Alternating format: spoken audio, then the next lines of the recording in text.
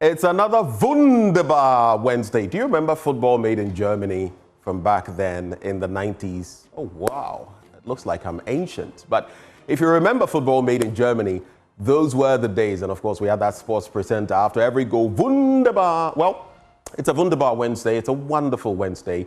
And here we are, in the words of Nat King Cole, wonderful world. My name is Benjamin Akakwa. I do this together with Sweetie Ajo Abochi.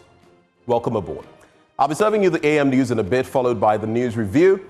Dr. Kwame Asante is a political scientist and head of the Center for European Studies at the University of Ghana. Joining him will be Dr. Jabir Mohammed. He's a senior lecturer at the University of Ghana Business School. And from there, sports, and then we get into our big stories. Today, we focus on Ablekuma North. Why? That constituency is still without a member of parliament, more than 4 months after the December 2024 polls. You remember the situation there? And, ballots and everything. We'll go live to that constituency to engage constituents, especially on the challenges living without a representative in the legislature means for them. You remember Sal? Well, I guess this time it's Ablekuma North. But since it's a Wednesday, we serve you AM Business, and we'll delve into the life of a female driver in the ride-hailing business to examine how driving is shaping her living conditions. We'll bring you more on that later on the show. And of course, what are we without you? We'd love to hear from you throughout the show, via social media, and when we activate the phone lines, of course, be one of those to call. Don't you forget, the AM show is proudly sponsored by Way Lead Properties. They lead the way in real estate. Do stick and stay. The news is up next.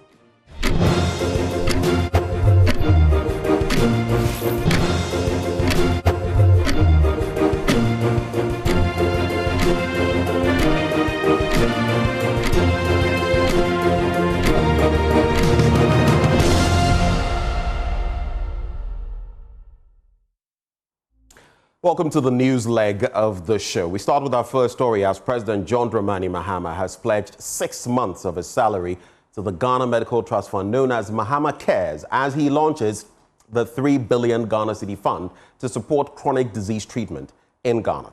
The trust fund is aimed at supporting Ghanaians suffering from chronic and life-threatening illnesses. There's more in this report put together by Collins Frimpong. World Health Organization says non-communicable diseases account for approximately 45% of all deaths in Ghana, with cardiovascular diseases making up 19% and cancers 5%. Also, patients suffering from some non-communicable diseases require up to 50,000 cedis for treatment every year. To provide support for their treatment and reduce the burden and spread of NCDs in the country, President John Dramani Mahama has launched the Ghana Medical Trust Fund, known as Mahama Cares, at the University of Ghana Medical Center. The fund will require 3 billion Ghana Cedi within the next 3 years, with funding support from the NHIS, budgetary allocations, and corporate sponsors. Initial projections suggest the fund will require approximately 3 billion Ghana cedis annually over the first 3 years. And as was said, the main source of finance is going to come from the NHIL, the uncapped portion of the NHIL. It will also include direct budgetary support from government, voluntary contributions from corporate institutions and individuals, grants, donations. Setting the tone for donations, President John Mahama has pledged to donate 6 months of his salaries to the fund once he begins to receive pay. I've pledged half a year, 6 months of my salary to Mahama Cares. I'm not yet being paid. They say Accountant General is still doing something. But whenever Accountant General finishes, 6 months of whatever I'm entitled to will go into Mahama Cares. He also called for stronger public awareness on lifestyle-related diseases to address the rising cases of NCDs. A lot of these diseases are caused by ignorance in terms of our lifestyles and all that. And so we must also, as part of the Ghana Medical Trust Fund program, launch a very strong awareness campaign so that people will know what the trigger factors for these non-communicable diseases are. I understand that some of them are genetic because you can inherit it from your parents in your genes, but a far greater number are lifestyle diseases, they are acquired. For legal backing, Health Minister Kwabena Mintah-Kando has assured that a bill will be presented to Parliament for approval once the House resumes. The task force inaugurated to guide this process has successfully completed a comprehensive policy document detailing the operational and management framework of the fund. Secondly, the draft bill for the establishment of the Mahama Cares Fund is now ready and will be submitted to Parliament immediately after the recess. Some of the NCDs the fund will cater for include cancer, diabetes, cardiovascular diseases, chronic kidney failure, stroke, and other major complications. Collins Frimpon's report for Joy News. Now, the management of the Ho Teaching Hospital wants the government to facilitate the implementation of its medical tourism agenda towards improving the country's health sector. It advocates for the development of policies including tertiary healthcare and medical tourism to guide the implementation of the agenda promised by the government. The Chief Executive Officer of the hospital, Dr. John Tampuri, spoke after a visit by Parliament's Select Committee on Health. The Parliamentary Select Committee on Health inspected a 24-hour pharmacy facility, dialysis, CT scan and family health centers of the Ho Teaching Hospital. It also inspected works on an expansion project for the emergency unit in partnership with MTN Foundation. The Chief Executive Officer of the hospital, Dr. John Tampuri, said the project forms part of plans to position the hospital to harness the potential of medical tourism. He therefore implored the government to develop policies to guide the implementation of the initiative. For us, as is being planned to go into health tourism, all these things are very crucial. And even we need to have policy on the health tourism itself. And then, like people suggest, they should involve the Minister of Health, Minister of Foreign Affairs, and even Minister of Tourism, so that people get, if we're able to get that, there should be a way people can get easy visas to come to assess the health needs that they have. And so it's a process, but it starts with developing a policy. And the policy will outline the way to go about with the development of this agenda. The Member of Parliament for Garu, Dr. Thomas Winsam Anaba, applauded the management of the hospital on its development agenda. So in a nutshell, I would say that my team is very impressed. One thing that they have started implementing, even before the government came out with its manifesto of health tourism, they have started planning it already. And they have already had a blueprint on how they are going to execute their health tourism. Health tourism is something that we all know. It brings billions of dollars to countries. If they are able to start it here, then there will be a center for other facilities to come and emulate their practice and then take it back. So we say kudos to them, and we hope that all the small things that we have identified and told them, they will correct them.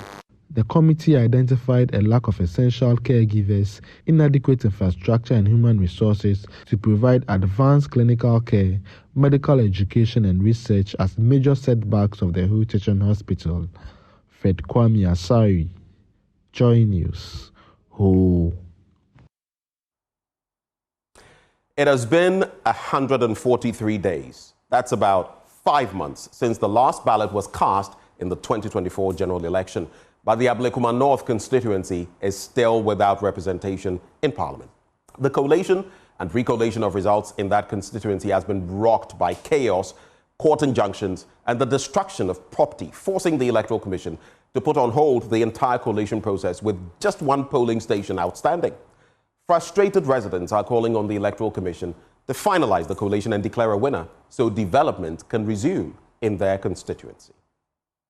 For me, I feel bad though, because when we have an MP, he or she is going to represent us at the Parliament. And currently that we don't have it, I think when the national cake is being shared, we won't get some, you get it? Yes, though that will get theirs, they will benefit, but as for us, we won't benefit. Bad, because I think during the election, after the election, there was a lot of halabalus and all that, and they banned the government school. And up till now, even the government school hasn't been repaired. They've not done anything about it. Yes, and the traffic light and all that. Sometimes it gets spoiled and all that, and you have to wait for some days before it comes back. And all. If we had a member of parliament, they could have fixed all these problems. I don't feel good about it. Yeah, because look at our place. This place is supposed to be a bus stop, but look at the place. They are putting containers everywhere, and most of the times the traffic light, it doesn't work. It will go off, it will come back. Like, you not even have somebody to stand inside and direct them, and then it's not good. It's not good. But I think we have to have an MP here who is going to support us, help us in all those stuffs. We are not this area. We need this district, especially. We need an MP because of the election. One of our schools is bent. There is no help over there. So if an MP is here, the school will be reformed again. They once dug deep into the earth, poisoning rivers that gave their communities life, all for gold. Today, from the muddy pits of illegal mining, they sit in university lecture halls burdened by the past. Once teenage Galamayas, now students aged 24 and 27, they share a painful journey from dangerous mines to the promise of education. They speak of friends lost under mysterious circumstances, the trauma they still bear, and a mission to restore what they helped destroy. And they are not alone. Across campuses, others like them are quietly seeking redemption. Joy News' Mohammed Nuruddin brings you the Galamayas Regret. You've been in Galamsey for how many years, and why have you decided to go into Galamsey? Thank you for the question. I think I'm not into Galamsey because I like working. On the 14th of October 2016, I lost both my parents. They were catering of my education. So when I lost them, I have nobody to cater care of me.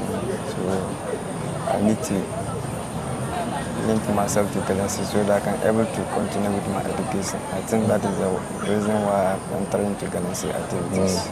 But you're aware that Galamsey is destroying our water bodies and our water land? Yes, please. I'm aware that Galamsey activities is destroying our water bodies, our lands. They dug for gold in silence, but now their voices are breaking that silence with regret. For years, these young men survived through illegal mining, popularly known as Galamsey. It paid their school fees, put food on the table, and gave them a future. But it came at a cost to Ghana's rivers and forest. 24-year-old Yao Atta, not his real name, is now a university student, but he says the money that paid for his education was soaked in mud and mystery. Several of his friends died under strange and unexplainable circumstances while working at illegal mining sites. Do you have members who have died through this Galamsey, and some of them who are in critical condition, maybe sick in the hospital or in the houses? Yes, for the past years I've been entering into Galamsey. A lot of my friends lost their life. Some of them turned into drug abuse, a lot of child trafficking, prostitution. Some of them even fell sick and they cannot work again. They have to send them to their various houses. Now studying Bachelor of Education in Early Childhood, Yao is not just turning away from Galamsey, he's hoping to lead the campaign against it. So do you regret going into Galamsey and the fact that these activities destroy our forests, our water body, and even our land? Yeah, I'm deeply regret for that.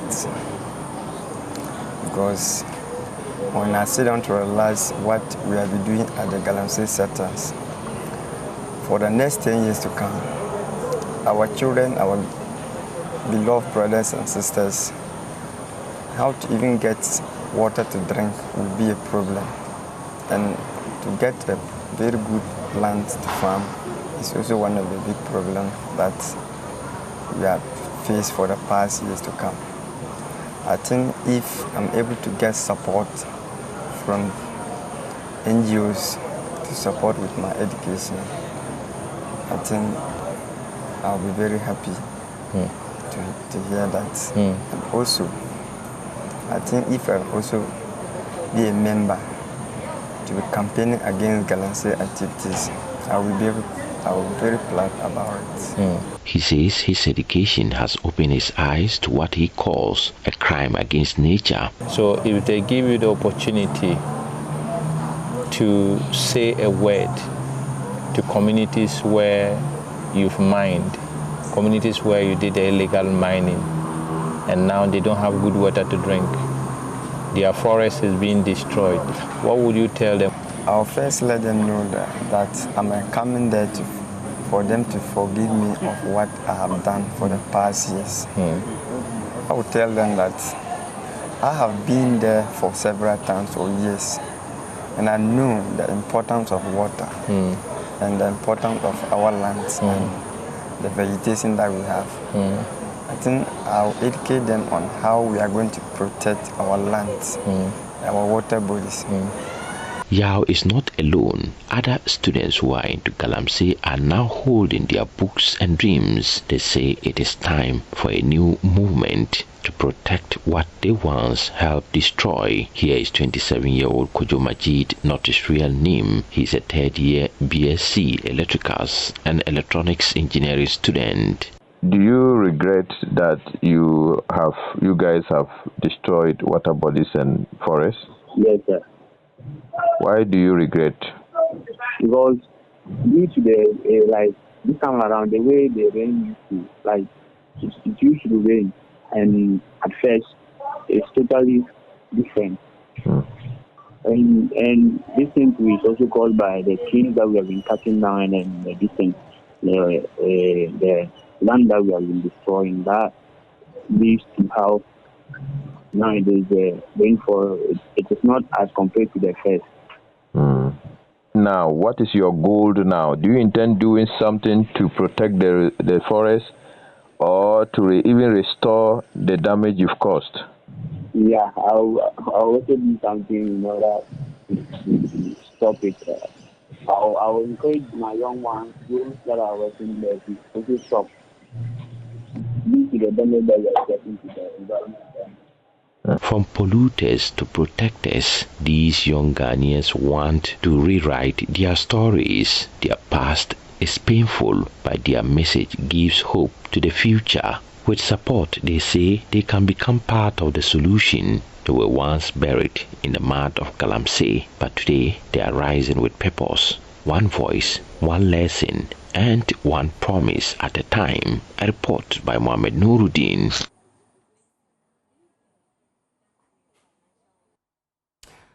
Passport applicants can now look forward to a more efficient and user-friendly application process. According to Foreign Affairs Minister Samuel Okudzeto-Ablakwa, this forms part of ongoing efforts to overhaul Ghana's passport system, which has long been plagued by backlogs and delays. For the first time, Ghana is introducing a chip-embedded passport, an innovation expected to enhance security and streamline the application process. There's more in this report. The switch is on as Ghana rolls out a new chip-embedded passport. With an enhanced security feature, the country can now boast of a modernized travel document which meets international standards.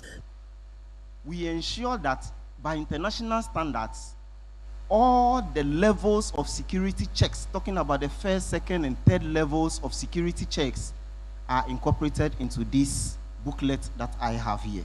Minister for Foreign Affairs Samuel Okudzeto-Ablakwa says the modernization of Ghana's passport is just part of a wider range of reforms targeted at enhancing service delivery. But I must say that this is the first time Ghana is having a mass rollout, and it is being done together with our progressive reset reforms as a full package.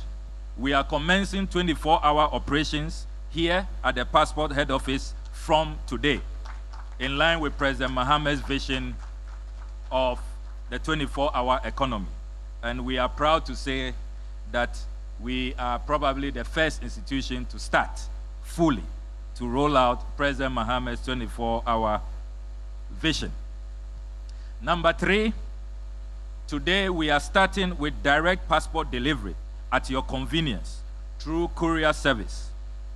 And this is the first time Ghana is doing that. You no longer have to come back to the passport application center for your passport. With the innovation brought to bear in the issuance of a chip embedded passport, Chief of Staff Julius Deborah is urging all other state agencies to emulate the culture of innovation and leadership. Leadership with boldness. If you are sent to a place, and as I heard everybody talking, that this process has been rolling for over 10 years, all it needed to be done was one person to grab the bull by the horn and say, I challenge the process, let it happen. The second thing I want to talk about has to do with being very innovative. And I felt so happy when they said they form a collaboration between the Passport Office, Ghana Post, and a few other institutions. I don't think it's been written in any manual or book that form a partnership with them so that passports could be delivered to applicants right in the comfort of their home. And I thought we should acknowledge that.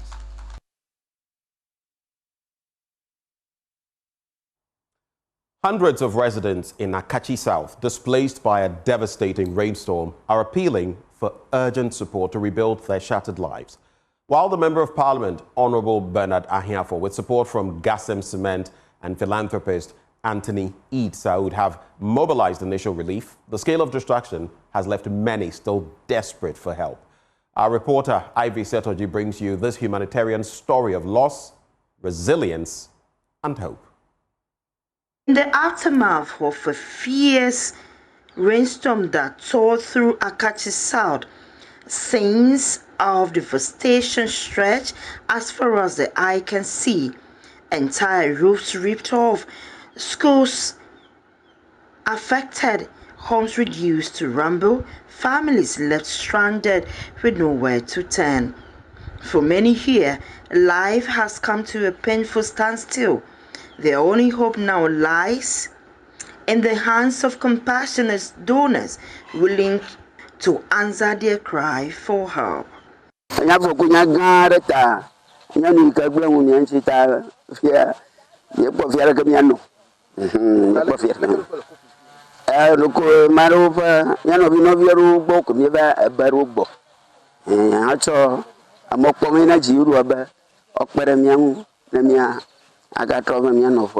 Wakata mujaji manike ajohan kagaba banyo mabanyo le koji la kutama ta ji ko mi ele bo na de moto ba pe o ba de photo le koji han ta wo mai da koji la hu o ba de photo ta da nguyo ta ya ko o simpo ko fo na to bebe to installe après ampi la na de moto o ba pe mi ti o pom da dan kele o ba wineni. Responding swiftly, the Member of Parliament for Akachi South, who is also the first Deputy Speaker of Parliament, Honorable Bernard Ahiafo, partnered with Gasem Cement and philanthropist Anthony Eid Saud to deliver over 1,700 bags of cement and 80 bundles of roofing sheets. Even as the first wave of relief is distributed, the Municipal Chief Executive, Daniel Dagba, says much more is needed to reach every affected family. We are appealing to benevolent organizations, those who can help us, because the storm was so devastating that a lot of people were affected. This one, some people will get, others may not get. So anybody who is ready, just like Anthony Saud had it, will help us to get more people to get relief. Some people's roof, the entire roof went off. Some people's buildings, the entire one was brought down by the storm. So we need more relief items so that we can support those who were affected. The distribution supervised jointly by local leaders. The Akachi NDC chairman, Mr. Anthony Owusu, the MP and the MC, aims to ensure fairness, but hundreds more still await help, waiting for a miracle to rebuild what the storm took away. The first Deputy Speaker of Parliament, who is also the MP for the area, asks for more support from institutions, organizations and individuals. We are on our knee. As indicated, over 400 households have been affected. So anybody who is touched by the devastating incident in Akachi South constituency and who want to support Akachi South constituency can either call me, Bernard Ahiafo, the MP for Akachi South constituency and the first Deputy Speaker of Ghana, or Mr. Anthony Owusu, the constituency chairman, or the MCE, Honorable Daniel Dagba. And surely I promise, any of the three who will relieve a relief item, the relief item will get to the affected people. Devastated but not defeated, the people of Akachi South cling to hope that in their time of greatest need, help will come. Ivy Satoji, Joy News, Akachi. Ghana, for it is time now for us to serve you our business updates in a bit. Well, our sincere apologies, we'll bring you that in the course of the week. But let's get into our stories now. And the Public Interest and Accountability Committee is calling for the urgent need to invest heavily in the second gas processing plant to improve the uptake of the raw gas to boost domestic and industrial use. This follows a report by PIAC that the state lost about $700,000 to the partners of the Sankofa Jinyame gas field due to government's inability to take back gas after payment. Speaking to Joy Business on the development, coordinator of PIAC, Isaac Gamna, called for the right investments to improve revenue from the sector. Coming to the makeup gas, that we referred to the 1,186 SCAF that Ghana could not take. This is makeup gas that we had paid for in 2018-19 that we were required to take during a period of 5 years. Usually when makeup gas, you have 5 years within which to take it, and Ghana could not take all the makeup gas. We took some, but then in the 5th year, which expired in 2024, we couldn't take all. We were left with 1,186 SCAF to take. And because we failed to take it, we forfeited it. And so that is how it arose. This represents a loss of revenue, and it's attributable to the gas processing plant that we currently have, which can only take a certain amount of raw gas and process with all the derivatives for various benefits. And there's need for urgent action on the second train, the second gas processing plant, so that Ghana's capacity to take more raw gas and process them for domestic and industrial uses will be enhanced, so that we will not have this situation recurring. Now, the Chief Executive Officer of the Ghana Association of Banks, John Iwa, is advocating a strategic shift in pension fund investments to ensure a robust financial sector. According to him, this move could significantly improve pension fund investments, boost returns, while reducing the current over-reliance on government securities. Speaking at the 2025 Money Summit program organized by the Business and Financial Times in Accra, Mr. Iwa stressed the need for fund managers to explore alternative investment tools that can deliver long-term value and support national development. An environment where risks are high and the potential for loss is ever present, ensuring that one's investment portfolio can withstand market shocks is paramount. This is especially true for pensioners whose need for cash can be quite pressing and often comes unannounced. As we age, our ability to work and generate income decreases, and therefore having liquid, secure investments becomes essential. We need to focus on assets that not only provide steady returns, but also offer easy access in times of emergency. Whether it's T-bills, bonds, commercial papers, real estate, gold coins, fixed deposits, mutual funds, and all the other collective investment schemes, the goal should be to create a portfolio that balances growth with safety. To conclude, the future of investment and pension management in Ghana requires a fundamental shift in our approach to risk, diversification, and governance. We must embrace alternative investments and build financial literacy and ensure professional management of our pension funds. By doing so, we will not only ensure that pensioners have sustainable retirement income, but also foster an environment where economic growth and financial stability go hand in hand. Well, let's head into our commodities market now.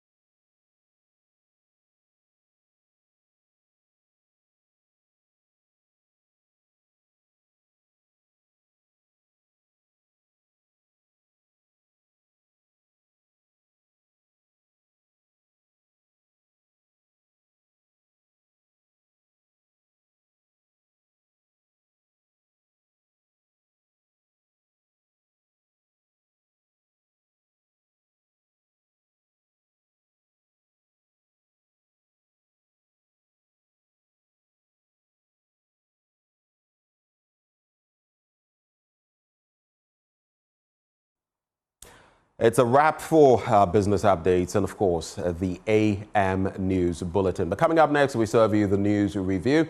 We have Dr. Jabir Mohammed. He's a senior lecturer at the University of Ghana Business School. He will be joined by Dr. Kwame Asante, political scientist and head of the Center for European Studies at the University of Ghana. We'll be back in a bit.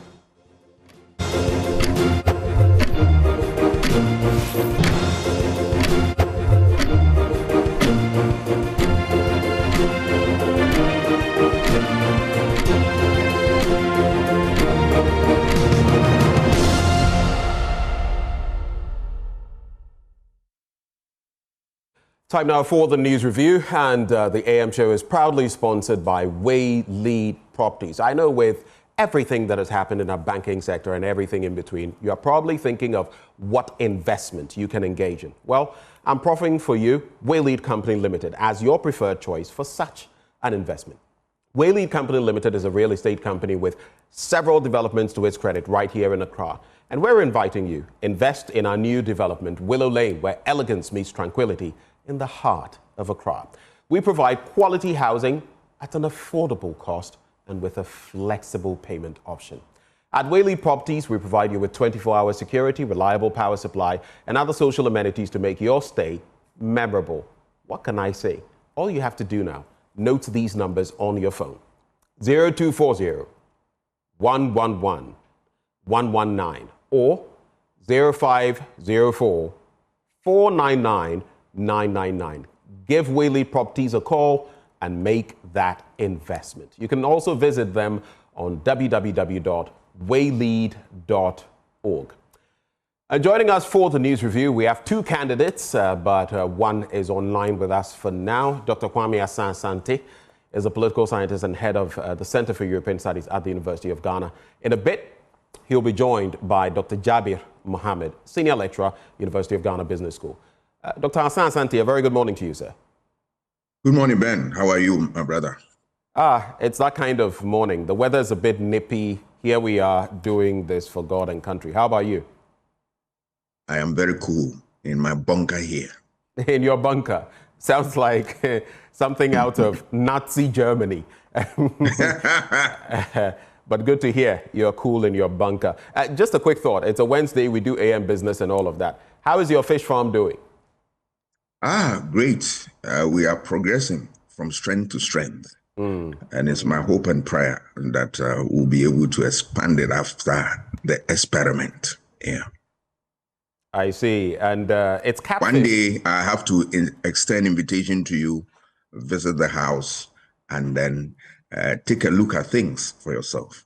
Actually, the blame is on me. Shame on me, because in the past, I do recall at least twice you've extended invitations to me, and I am the one who is yet to honor these invitations. So one of these days, we should definitely plan it. But it's catfish, right? And how many fingerlings did you start with? I started with 1,000. 1,000. For every cycle, you start depending on the size of your pond. But I started with 1,000. And then started learning the ropes, observing the process and all that. And I started with only 1 pond, but today I have 10 ponds. Yeah. And how many, fingerlings or fish, if you like?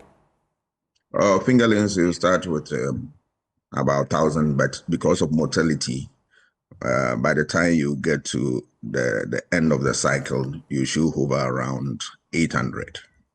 Okay, but I'm saying with your 10 ponds now, about how many fish?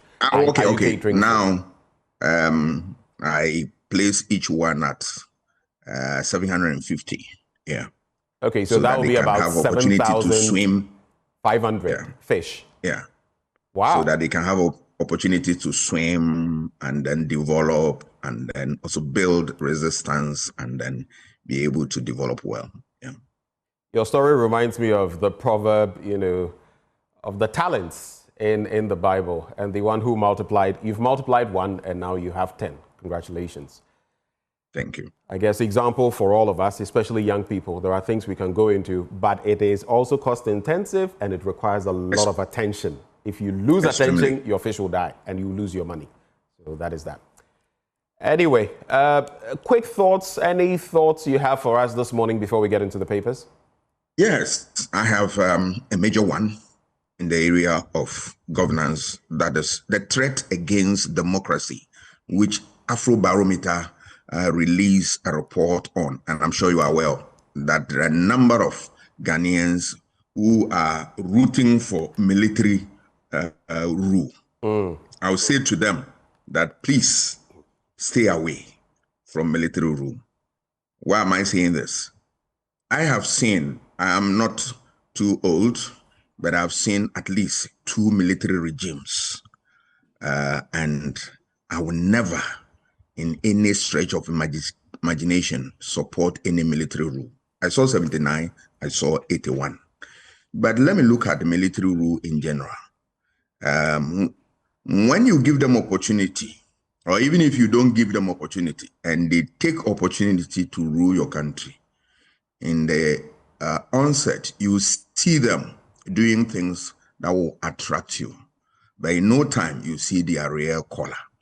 Human rights abuse, all manner of treatment. In this country, women were stripped naked and caned in between their thighs. I saw and I read. Not only that, there were a lot of abuses, and I'll urge people to read the U.S. State report on human rights, and you'll be inundated with abuses. I have been a reporter at the National Reconciliation Commission, and I listened to gory tales of human rights violation coming out of military rule. It is true that we are in difficult times. The economy, they are trying to fix it and all that. But it's not as bad as we think, to the extent that we want to invite the military. Please, young people, everybody, stay off that course. Because for the military, if you read General, one of the army generals is saying that soldiers are very good in what they do, but they have not been trained how to manage or rule a civilian society. Yes. So please let military be at the barracks. Let them do what they know how to do best by defending us at all times, which they've been doing very well. But never invite military into Ghanaian politics. We have had enough, and we will not want to go back. Democracy, for me, is about the best system. I acknowledge that there are difficulties, but I tell you, if you see the dividends that democracy will give you, and you compare to military rule, you will want to stay with democracy forever. I am for democracy, and I'm ever ready to defend democracy to the hilt. The soldier, I forgot his name, is General Okran. His book, A Myth is Broken. If you read that book, you will come across a lot of things. Young people, please, let us support in building our country. There is nothing wrong when you see government is losing track. You draw the government's attention, you launch criticism, and you stay the course using the rules of the game, that is the law. And if you don't get results, sometimes you go to court and seek redress. But encouraging that we should topple a civilian regime and replace it with military. Please stay off. It is a passport to your grave. All right. Let me just add that this trend has been happening over time when it comes to the Afro Barometer over the last maybe 5-6 years. If you look at the trend, the tolerance or the appetite of Africa, especially West Africa, for coup d'etats has been going up. There's been an uptick, and you see that is why in our sub-region you have 3-4 entities that have gone the way of coup d'etats. If you look at Niger on the other end, then you look at Mali, Burkina Faso, among others. But I think it must also be made clear that this is on the back of the last Afro Barometer survey within the last how many months. And the point that was made there, as I recall it, was that if our leaders fail to deliver what they ought to, that is when people feel. Those who said yes felt that the appetite would be there for military incursions in governance. But it's also interesting because yesterday, Major General Emmanuel Kotia, I beg your pardon, Kotia, my former lecturer, made mention of the fact that for them in the military, they have absolutely no appetite now for coup d'etats, especially with the levels of education, the training, and all that, and that their business is not in governance. And so if anyone wanted to go into politics, he would have to leave the military and go into politics. So that's pretty reassuring. Let me bring in Dr. Jabir Mohammed. Dr. Mohammed, good morning. Yeah, good morning, my brother, and good morning to our listeners. All right. Good to have you. Something brief thoughts for us so we can get into the papers. And gentlemen, I want your submissions to be brief as well so that we can exhaust, the stack of newspapers we have here this morning. Dr. Mohammed, over to you. So, yeah, this morning I want to talk about the rate at which our currency is appreciating. I think that I have seen that we have made significant progress within the last few days. I just want to hope that we keep the momentum working.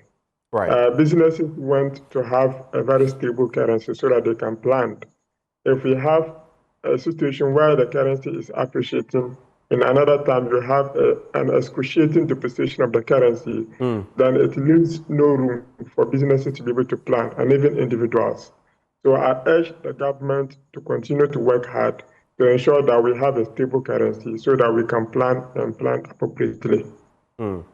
I've also read on this, it's quite a surge by the Ghana cedi, but is it not also because of some import issues, reductions, and some money that has been pumped into the system courtesy of the IMF? Is it because we are doing anything special? Well, it has always been like that. Anytime you have some currency coming in, you will see that the currency will begin to appreciate.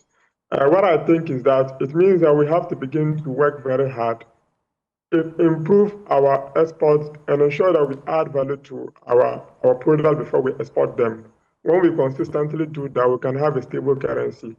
The last time I was saying, if Ghanaians do not have major stakes in most of the mining company, oil company, etc., that export and bring us more money, we will continue to have a depreciation currency. But if we have a stake in these companies, you realize that the money will not go and stay there. The money will come back home. If you have a GDP over $70 billion, and significant portion of the money is into these sectors, and those countries host their main accounts elsewhere, it means that you only see it in your books, but the money will never land in your country. So Ghanaians businesses must work very hard to expand their scope beyond Ghana so that we can make our currency more stable. All right. Let's get into the papers, gentlemen. I'll start with the Ghanaian publisher. It says, GBA dares Mahama, show us case against CJ. And I think we're going to spend a bit of time here because there are so many interesting angles to look at. There's also local government committee rally support for Zoomline. Asin Trump backs again. And even poor people want to speak their minds. How much more me, a rich man? I listened to some of these and they made for interesting listening yesterday. I think it's Mr. Pianim, who was in Pianim, who was saying that maybe, in fact, the thank you tour of the MPP should cease. It should stop because it's doing more harm than good. Let's get into the stories, gentlemen. So I'll start from page 3. GBA dares President Mahama, show us case against CJ. Now, the Ghana Bar Association has made the strongest case yet against the suspension of the Chief Justice Gertrude Araba Isaba Saki at Tokonu.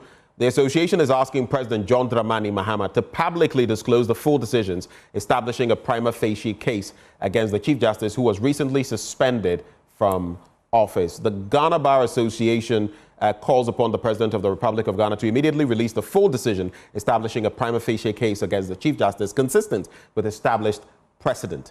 This disclosure is necessary to ensure that the process is conducted in accordance with the principles of transparency and fairness.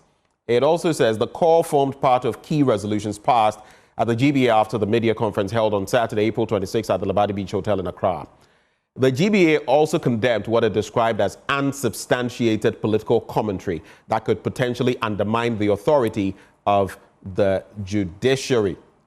The GBA also described the Chief Justice's suspension as unconstitutional, arguing that the President acted outside the bounds of the 1992 Constitution. Let me start with you, Dr. Kwame Asah-Asante, because there are others who have also said, since when did you wake up to these facts and when did we get here so that if a constitutionally elected president triggers constitutional, clauses, it must come to this? Arguments on both sides. What do you make of it? It is interesting that GBA has waded into this conversation. We expect them to be here a long time and in other cases as well, except that for a very long time, I have been taking them on that they've been on sabbatical leave. But now that they are in there, they are welcome. But I want to understand something. I'm not a lawyer. Is that any part of the process that they breach, that the government has breached? If there is something like that, I'm not sure a resolution is the way to go. They are lawyers. They will say there is appropriate forum, which is the court. So I will urge them that whatever they have under their sleeves, they should begin to walk to the court for us to see what has gone wrong. So this is my simple message for them, that yes, they believe so strongly, they've read their laws, and they know that that is the right thing to say.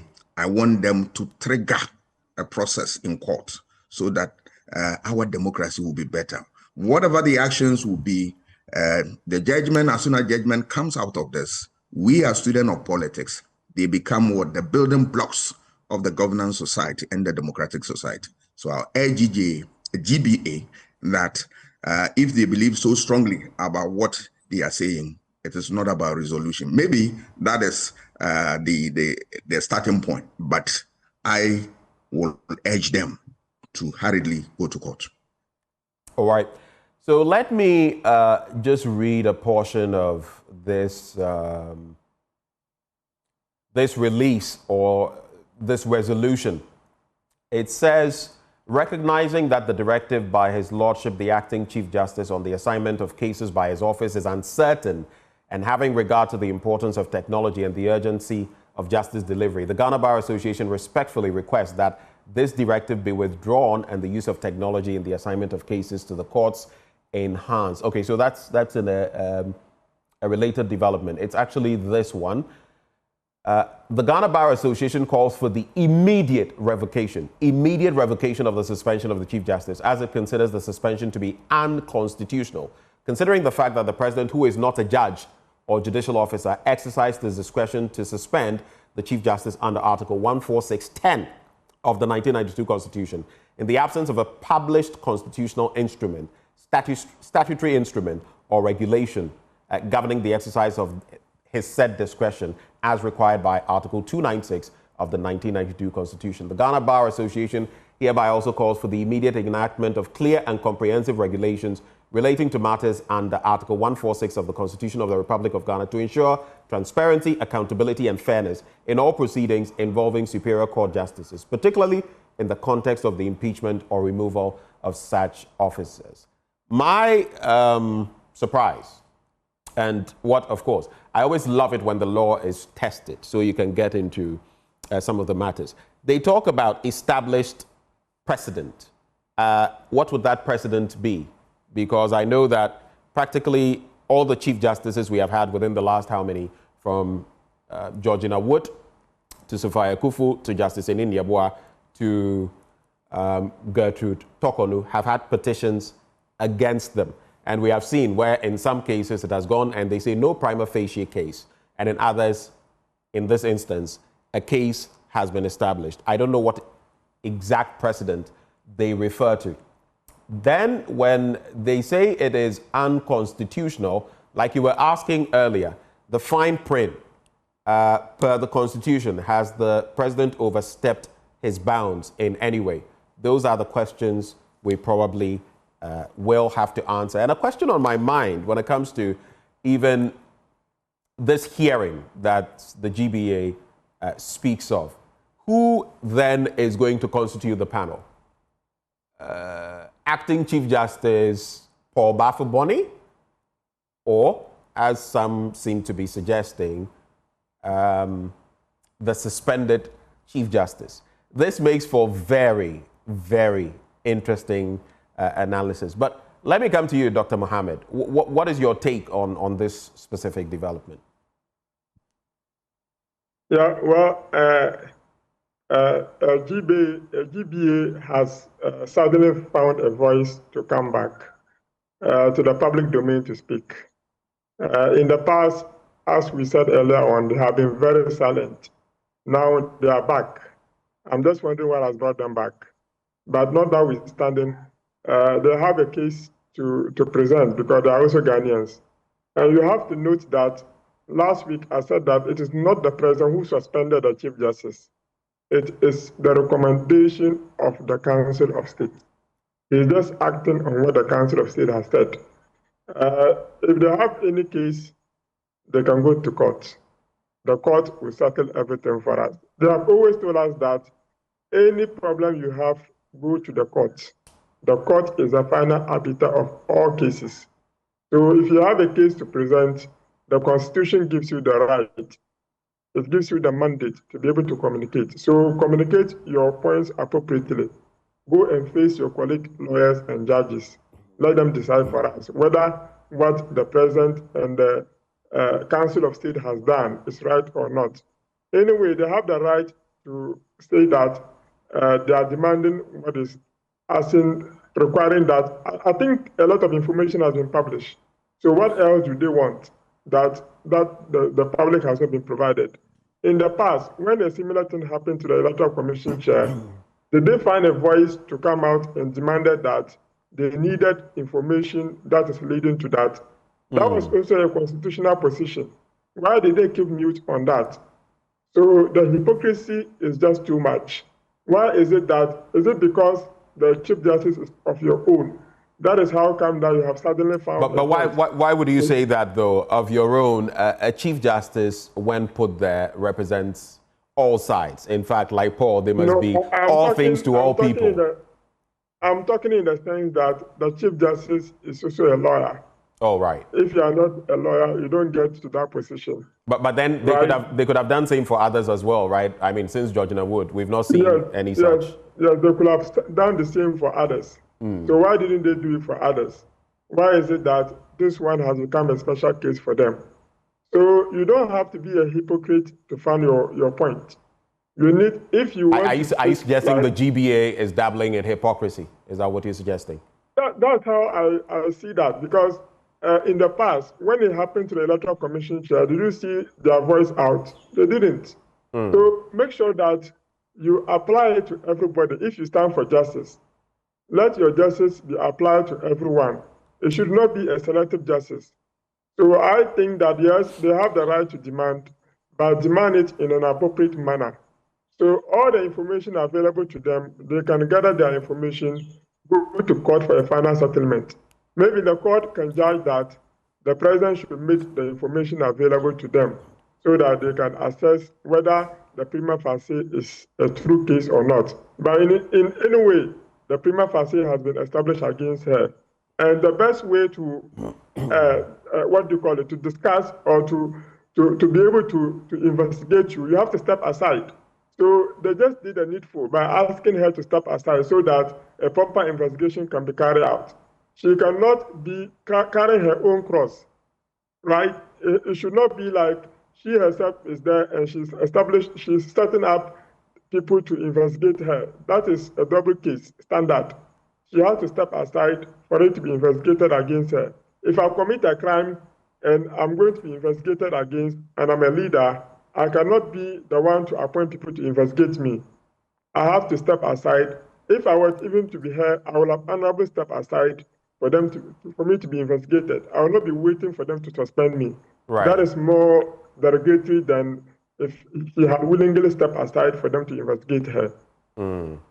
In law, we have a term, or at least a phrase, nemo judex and causa sua. You can't be a judge in your own case. And it's a fundamental, but at the same time, there are the rules of natural justice, and she triggered those at the start of these processes, asking to see what the allegations, the charges, the petitions were against her, which she's now responded to. What I find interesting, so if the president hadn't suspended the Chief Justice, what would it mean on the same trajectory you're following?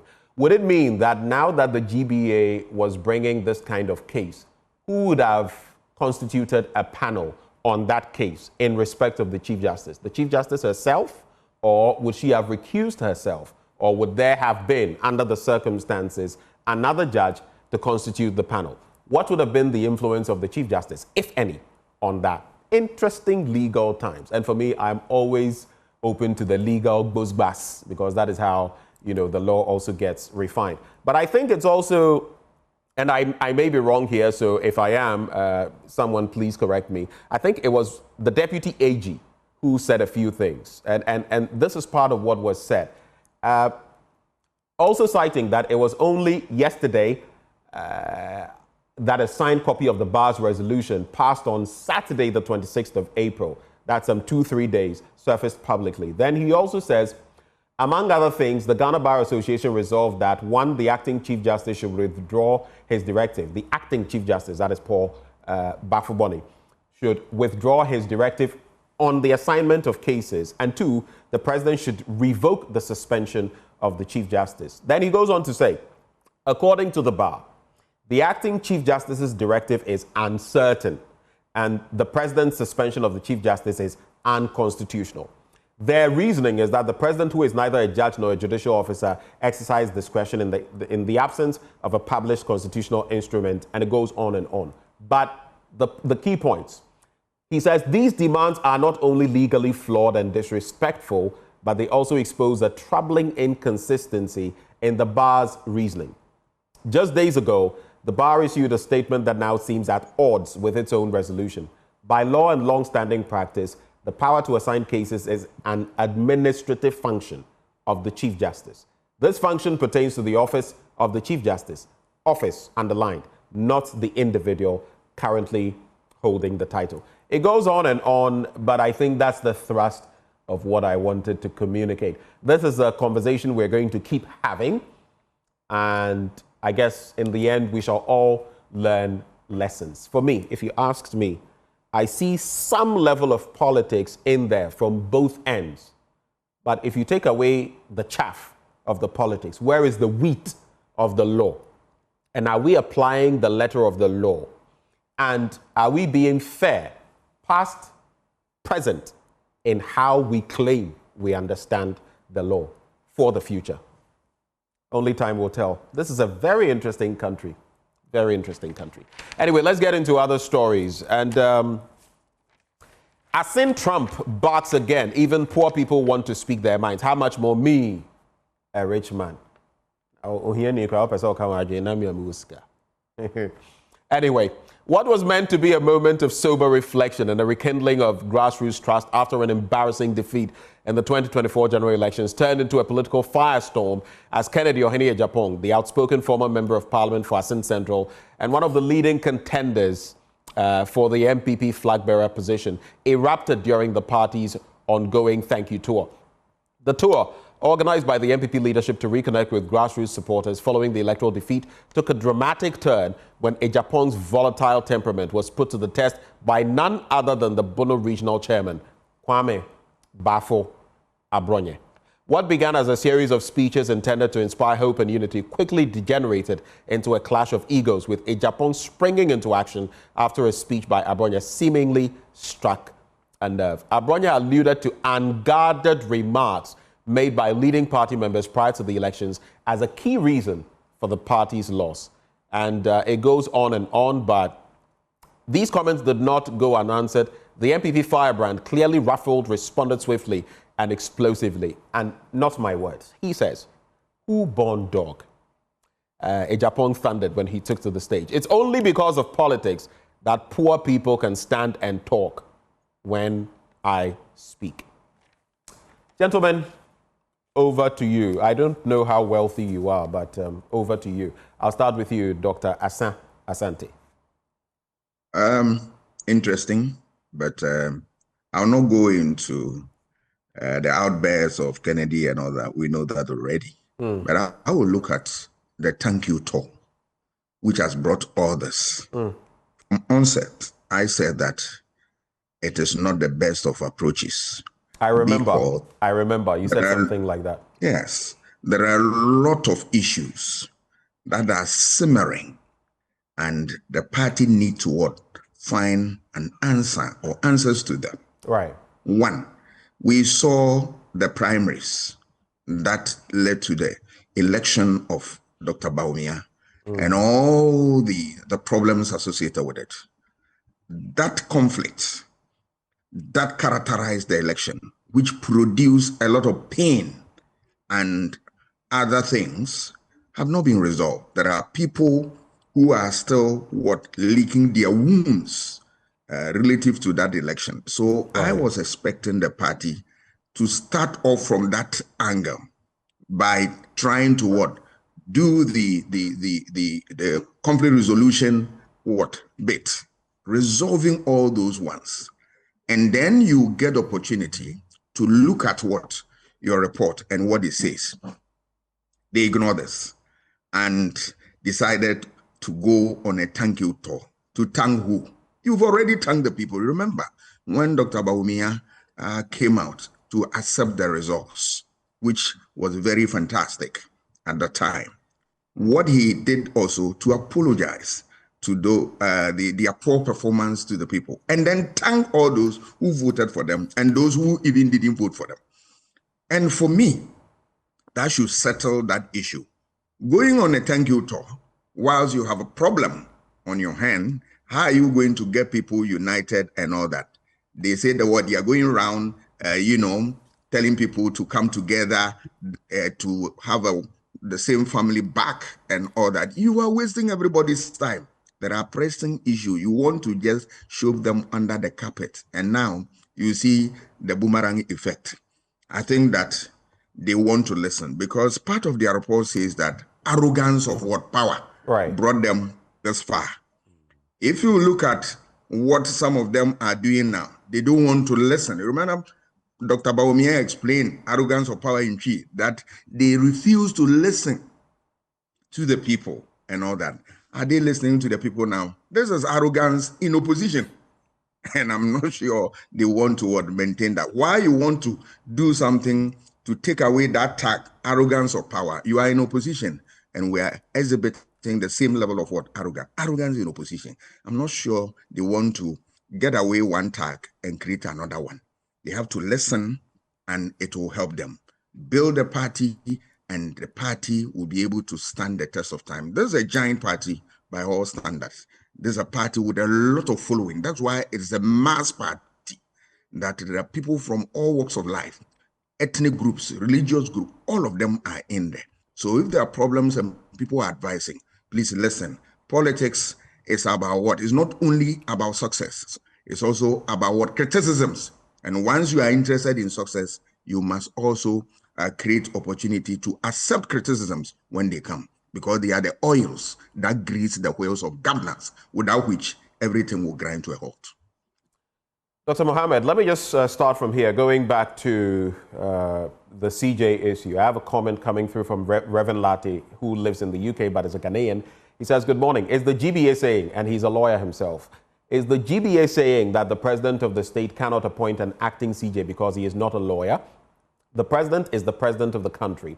His powers are endorsed and affirmed by the Constitution to defend the Constitution. The GBA's powers are limited and cannot ask the president to lift the suspension of the CJ. That is his thinking. But coming back to Dr. Mohammed, coming back to the thank you tour, I have heard some former members of the MPP, including the likes of Nana Yaw-Sarpong, and some current members suggest that it seemingly is propping one candidate over others, because in any case, the former flag bearer is not the leader of the party as of now. The chairman of the party and the general secretary should be the arrowhead, but it appears that it is the former flag bearer who is leading the charge, and that seems to disadvantage others. However, to give him his flowers, in this altercation between Abronye and Kennedy Ejapong, Dr. Bawumia played a peace role. He brokered peace in the end, and the two gentlemen shook hands. What is your reflection on this thank you tour in that regard? Also considering that former Chief of Staff Kwadwo Mpiani has criticized it and he is calling for it to be suspended immediately. Your take? Well, last week I said that what would they be talking about, if you remember? I do. Yes, exactly. So that was why I asked that question. What are you going to be talking about in the thank you tour? If they have truly reflected what they will talk about in the thank you tour, I don't think that what is coming up will have been coming up now. You see, you have a report at your hand. Why don't you interrogate the report properly to know what were the weaknesses that you encountered during the elections? Right. What is the way forward? What is a particular person going to be saying in relation to the report? So you apportion the report on the basis of the information in the report. So when you go to places, you will speak about the excerpts of the report and tell them that this is where and how we fell short of. This is what we are planning to do as a party. Right. So I will join hands, I think, in the call of Mpiani that they should suspend it and come back to the drawing table and reflect thoroughly so that they can see the issues that they can go out there to talk about. Nobody is saying that you shouldn't go for thank you talk, but you have to reflect on what to go and say. You remember that when the NDC was defeated in 2016, they have similar issues. They didn't went around doing thank you talk. They commissioned the constituency what do you call it, report. And he did the research and presented the report. They looked into the report. On the basis of the report, they now went around and did the healing the wounds. Right. Yeah, they did healing wounds talk. That is how you caption it. You don't caption it as a thank you talk because people were disenchanted and there were a lot of challenges in the process. Right. So it is only going to be unraveled on the basis of the report that you have. So I think that they need to really call it off. Come and sit on the drawing board, interrogate the report properly, and come out with messages that can truly reflect who they stand for and communicate it properly. Organization decides everything. If you don't organize well, you are going to be disenchanted the more. He spoke on the Pulse yesterday, and he also said it was a misplaced priority, the thank you tour, and that there was a need to suspend it And he also said, what is happening is not good for the party. The MPP must take a step back, go indoors, and find a way out of this mess. But let's move away from there. Only 35% of teenagers in mining areas attend school. A study conducted by Child Rights International has revealed that only 35% of teenagers living in mining communities are enrolled in school. The research, which examined the impact of illegal mining activities on children's education, health and safety, showed that 18% of children aged 13 and 14 or 13 to 14 years and 17% of those aged 15 to 17 years are currently attending school. The report is titled The Hidden Toll of Illegal Mining on Children in Ghana, this makes for very interesting reading, and it's a grave concern where only 35% of teenagers in mining areas are attending school. That will also tell you about the attraction of wanting to go into illegal mining. TUC urges government to pass Occupational Safety, Health and Environment Bill.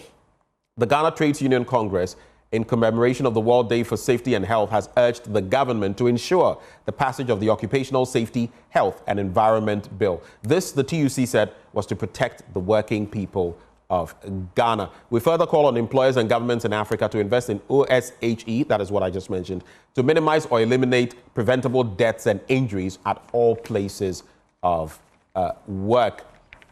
Then Mahama launches Ghana Medical Trust Fund, and we all know about his actually saying that 6 months of his salary should go into some of those. There's an editorial here. The chickens have come home to roost, and you can get your take on that as well. It's a bit of an interesting one. Ghana's energy sector poses greatest risk to economy. That's the IMF. I'll wrap on that and leave this newspaper. The IMF has endorsed the finance minister's assessment that inefficiencies within Ghana's energy sector pose the greatest threat to the country's economic stability. IMF mission chief for Ghana, Stéphane Roudet, reaffirmed the fund's long-standing concerns about the sector's financial shortcomings, emphasizing that the energy sector reforms remained a cornerstone of Ghana's IMF-supported program. I'll start with you, Doc Asante, come to Dr. Mohammed, and then we move from there. I'll look at the story about 35% of teenagers, only 35% of them enroll in schools. It's a sorry story by all standards. In whatever we do, we must protect the interests of the child. Right. In whatever we do. And the Children's Act makes it abundantly clear. Why are we in this state? Is it the case that institutions charged with the responsibility of protecting children and promoting their interests, they are not working? It's $1 million question we need to find answers to.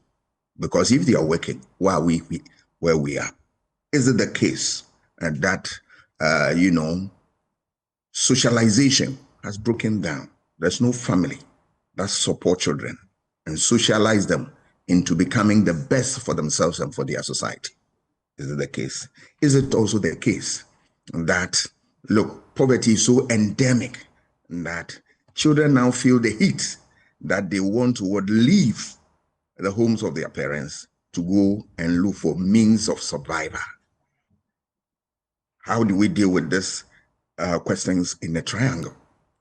All that we have to do is that we have to stop Galamsey now to make it unattractive to people and including our children, and then make sure that we get children back to the classroom. Right. Once we are able to do that, we are home and dry. Issue of occupational safety, health issues relative to what the TUC have said. And I think it's the right point that they are saying, because you go to certain organizations and you realize that in terms of occupational safety, right, they are just, they don't have anything in place, right? Structures, institutions are non-existent. So we expect that as TUC has come out with this, they will make sure that organizations will incorporate this into their modus operandi and make sure that people live by them. Right. And my third one is for Ghana Medical Trust Fund. The president has begun the whole process. Sometimes our problems in this country is that we are not able to sustain very good programs and all that. And then also, we don't assess programs to know whether they are viable or not, where they need to tinker with them and improve the whole system. Right. I hope this one will deviate from that and we'll have a system that will stand the test of time. All right. Before I go to Dr. Mohammed, tied to the IMF issue, Bright Simmons calls for structural reform in IMF and World Bank programs. You can catch the details of that on page 6 of the paper. Demonstration against Chief Justice removal. Organizers notify the police. And of course, members of GUM said it wasn't going to partake in it, but the MPP, the NDP, the LPG, all participating in this. So NPP, LPG, NDP, and the PNP, all of them participating in it. And it's slated for May the 5th, 2025. That should be Monday, I think. But tied to that, PPP slams GBA, backs Mahama's lawful suspension of Chief Justice. And the PPP says they insist the decision was lawful and firmly rooted in the dictates of the 1992 Constitution. So different angles there. Dr. Mohammed. Well, I'll start with the energy sector. Okay. I think that there has been a very good work done in the sector, especially when Dr. Atufosun presented a paper during the Economic Dialogue series. Right. And even subsequently, the discussion that went on. Currently, we had about $2.2 billion, which is indebted in the energy sector. And one thing you can note is that there is highly significant round of inefficiencies in the energy sector. And that is what is actually affecting our ability to be able to maintain the power in a very good manner. I think that authorities must sit up. We have to look at the value chain, especially from the production through the distribution, etc. The last time I said that we need to look at ECG operations, and we need to it is time for us to decentralize ECG operations. ECG can also be a sub-major supplier to additional distributors. So we can have inroads, new distributors coming into the system who are going to take charge of certain blocks of the energy sector. And ECG can distribute to them, and they can also supply and get their margins. That doesn't mean that we are going to have a significant increase in power prices. We can maintain similar power prices, just that we are further decentralizing it. It means that ECG is not able to do their work very well. It's not only ECG, even NETCO. They are both not doing their work very well. So if you're able to decentralize that, like we have the Enclave Power Authority, and we have it for the housing, the individual consumers, and we have for the businesses, I believe that we can have a headway to go. We can iron out most of the problems in the energy sector. Now, to Mahama Cares, I think it's a laudable idea, but it has to be rooted in consistency and continuous funding. He has decided that he's going to donate 6 months of his salary to it. The health minister also said 3 months of the salary into it. That is not, it is just a tip of the iceberg. Can we have a sustainable financing for this sector? Can we say that the COVID levy that we were having, can we say that we are shifting that levy to a health emergency fund so that we can use that to fund the health sector, so that we can use that as a sustainable means of financing for the Mahama Cares? This is what we should be thinking about.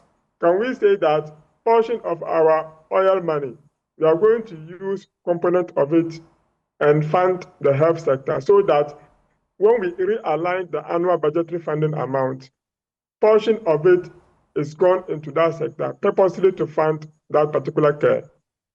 So if we are able to have these two permanent, semi-permanent, sources of revenue, we can see a foreseeable future in that particular fund. But if it's just going to be relying on donations into the fund, trust me, it's not going to see the light of the day. All right. Ghanaians themselves must contribute to the fund, and the fund can work and work efficiently. The last point I want to bring to hand is about safety at our workplaces. It's really important that the trade union is calling for it. I think that every workplace must provide safety protective gears, especially those in the construction sector and those in other areas that has to do with adhesives and other things. They really need to provide safety environment for everyone to work. Even every workplace, if there is going to be a construction, ensure that the safety gears are provided. Sometimes they are even painting a building, and you see the kind of things that they roofed around, and people pass under it. There is no even signature to show that you have to pass here, you have to do this, you have to do that. Nobody cares about anything. Elsewhere, before anything is done, they will put up a very long distance. By the time you realize, you only see the building out. Okay. You don't see it working from the beginning. All right. So the Daily Guide newspaper, poison crippled Ghana's kids pay price for Galamsey. More details of that on page 6. We've already taken a look at that, but they are saying that on the altar of money, we're sacrificing our children, some of them going into the pits to earn as much as 4,200 Ghana cedis a month, 4 times, more than 4 times the average household income. But in doing so, they risk their education and they risk their very lives. Then there's 3 Indians arrested for suspected gold smuggling. I'm not looking at the other stories because they are stories we've already looked at, but 3 men, all Indian nationals, have been arrested by the Gold Board Security Task Force for suspected gold smuggling, and that issue is there as well. The Daily Gist, NDC rules out third-term bid for Mahama. There's been conversation about that with allegations from the NPP fraternity that there are plans afoot for the president to go for a third term, and this is being quashed. They say there is no such plan in the woodwork.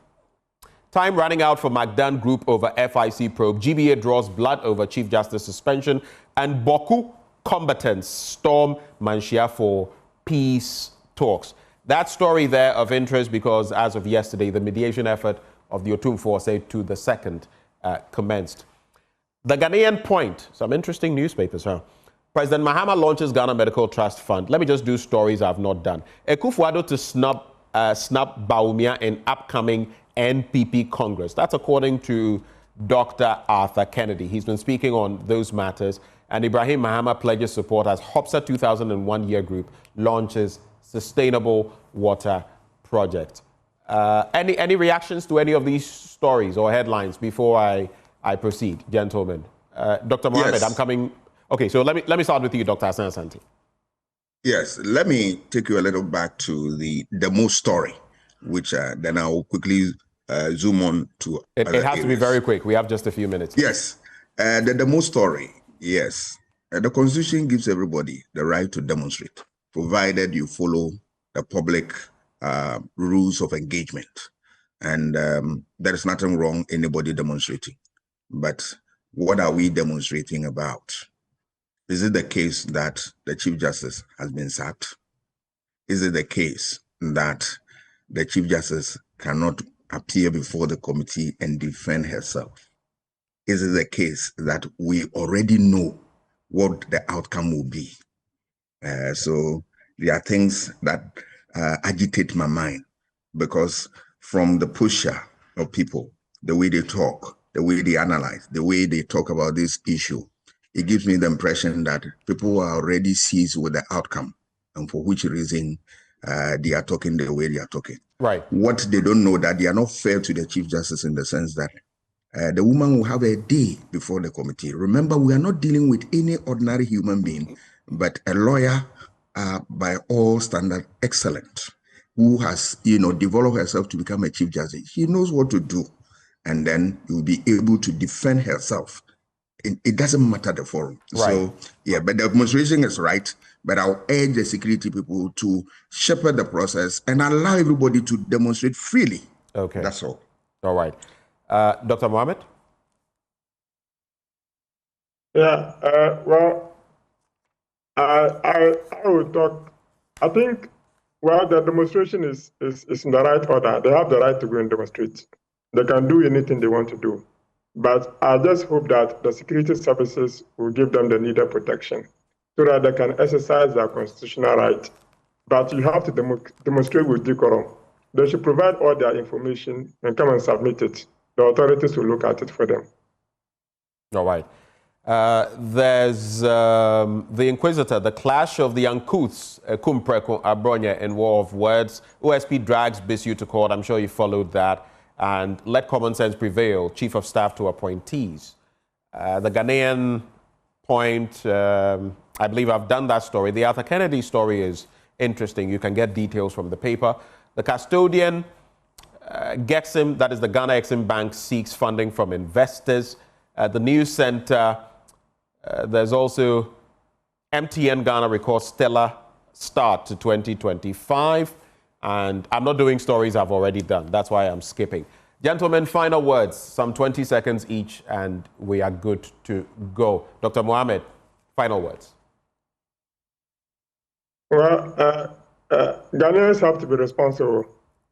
I think that the issue about the children's not attending school and going into Galamsey, we have to look at it. Authorities should observe that and get to work so that we can unravel that particular problem. Okay. Dr. Asan Asante. All our conversation so far have some link with the economy. I expect that this government would deliver on its promise and be able to create that enabling environment to allow people to have means of livelihood, so that problem about the economy, problem about what unemployment will be a thing of the past. Doc, let's meet at the fish farm. That's how we Definitely. I look forward to seeing you, and you will enjoy. Come with your basket. I should come with my basket. Okay. You go home smiling. I'll go home smiling. Thank you for the proposition, Doc. That is Dr. Kwame Asante. He is a political scientist and head of the Center for European Studies at the University of Ghana. And I also had Dr. Jabir Mohammed, senior lecturer at the University of Ghana Business School. Thank you, gentlemen. But in sports, yesterday, I actually took time. I started watching after 20 plus minutes. Paris Saint-Germain versus Arsenal, and it was engrossing. A man on the beat is standing by. You want to do him? I can assist you. You want to do him? I can be your assistant. But what did you make? What did you make of the match? 4th minute, getting into the 5th minute, Dembele, lucky goal. Without party, no party at the Emirates. Finish. In the post-match analysis, I heard them talk about that's CDM, central defensive midfielder, and how Partey's absence cost Arsenal yesterday. It was a massive, massive hole that was created. And you can clearly understand why Declan Rice was so upset after he received that yellow card against Real Madrid. Because many people actually deemed that yellow card as a needless one. Totally unnecessary. Because it has now impacted the team heavily to the extent that they will need to go up and above themselves at the Parc des Princes and to stand a chance of qualifying to... It's really difficult to beat PSG at home. It's going to be extremely, extremely difficult. We'll bring in highlights of that. And also, Keto Kreku has stepped down as Wafu Zombi president. He's quite a smart politician, isn't he? Because he became GFA president, Wafu Zombi president. He had to do political arrangement to become the Wafu Zombi president. Use Wafu Zombi president to become CAF executive committee. Exactly. So that no one would contest him in that area. Now he's been appointed CAF second vice president. He says, take your Wafu position. I know they need him again. No, at this point, when you have CAF vice, Wafu becomes, but there are many, not to denigrate you. There are many people who would always want to hang on to many positions. I think it's a smart one by him to decide that, okay, I'll be saddled with so much work at CAF level, so let someone competent enough take over from the Wafu level. It's a smart one that he has taken. And we'll share details of his decision to step down. You did push-ups for us yesterday. Would you like to skip for us today? Skip. Oh, you do squats. All right. Get ready for the squat challenge right here on the AM show with Muftau Nabila Abdullah. He'll be serving sports.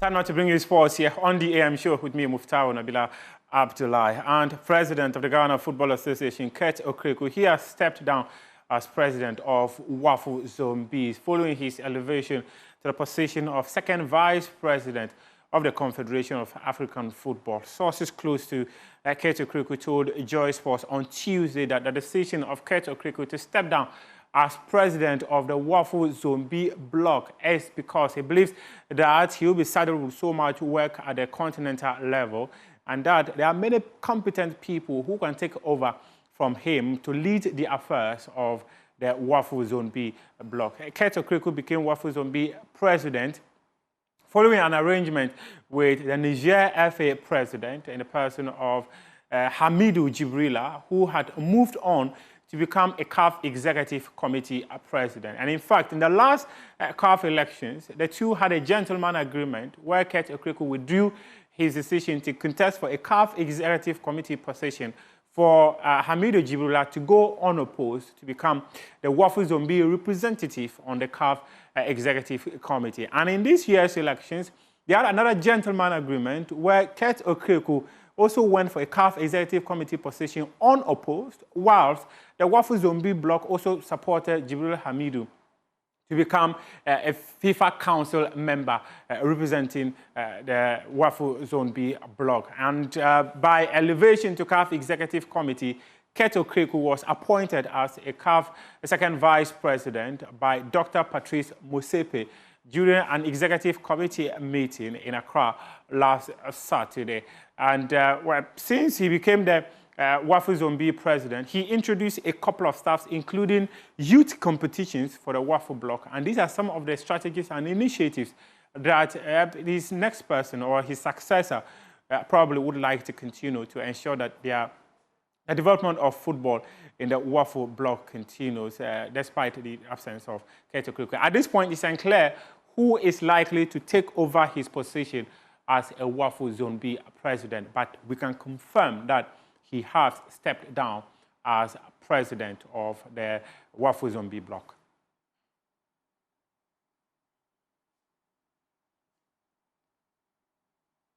Former Kumasi Asante Kotoko head coach Maxwell Kanadu, he has revealed that the club wanted to bring him back after sacking him just about 3 seasons ago. Speaking on Prime Take, he revealed that it was the first time he was getting fired as a coach, and that move by the then Chief Executive Officer, Nanaya Amponsa, was quite surprising to him because he had played just 4 matches into the season. Coaching one of the local clubs. Is it Kotoko in Swatraman? You've coached Kotoko twice, actually.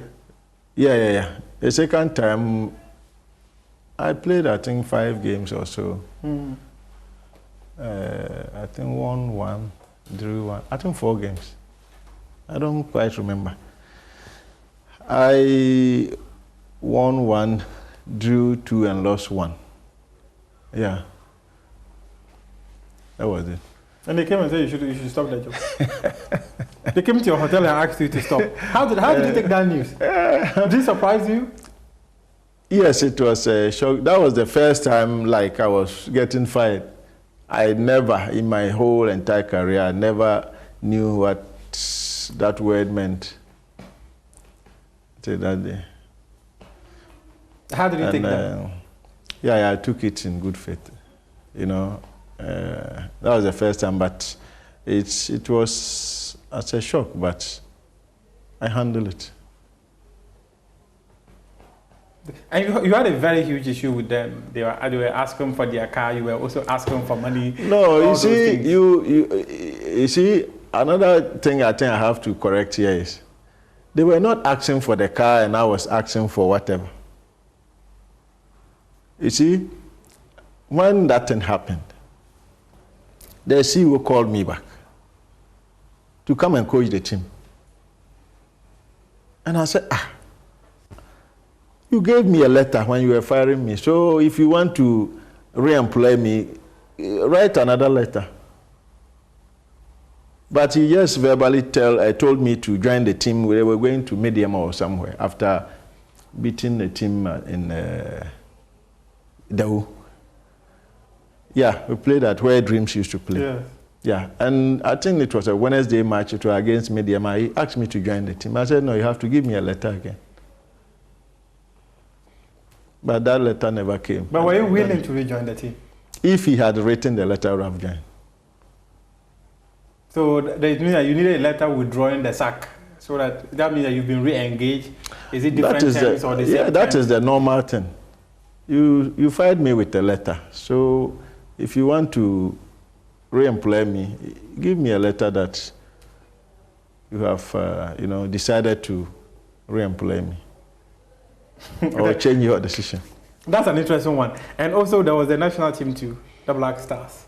You've been in let me finish this one. And I heard it out there that I didn't want to bring the car or yes.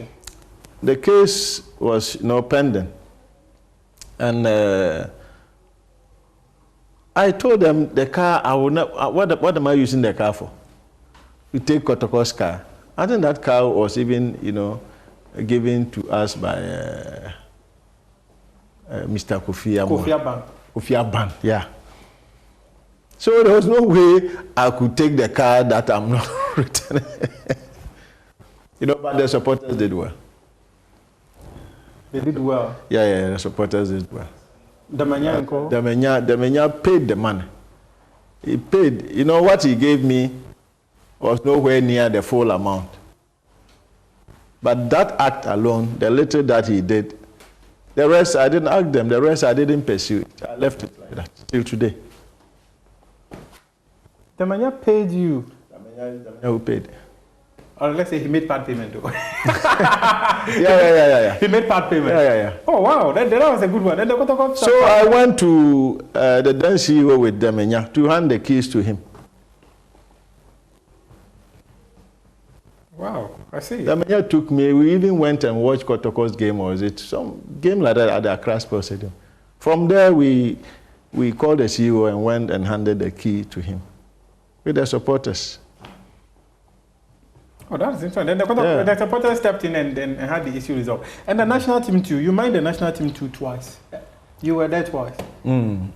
What happened in Cameroon? What happened in Cameroon will be brought to you later in our subsequent bulletins. But let's talk athletics, where Benjamin Azamati, Ghana's record holder in 100 meters, as well as Abdurrashid Saminu, they have pulled out of Ghana's team that are representing the country in this year's World Relays to be taking place in China later next month. Their team will comprise of Barnabas Age and anchor leg man, Joseph Paula Amoa, as well the likes of Ibrahim Fusseini. They will be flying to China to represent the country in this year's World Relays. And the Ghana Athletics will also be organizing many competitions as they look to strengthen the team that will be representing the country in these major competitions. And let's talk some sports development in local areas. Philadelphia Eagles and Imhotep Institute, they were in Ghana just a few days ago and traveled to Qatar to provide basic sporting logistics to support the development of talents in the area. My colleague, Elon Banade Femakwa, was there and has details in this report.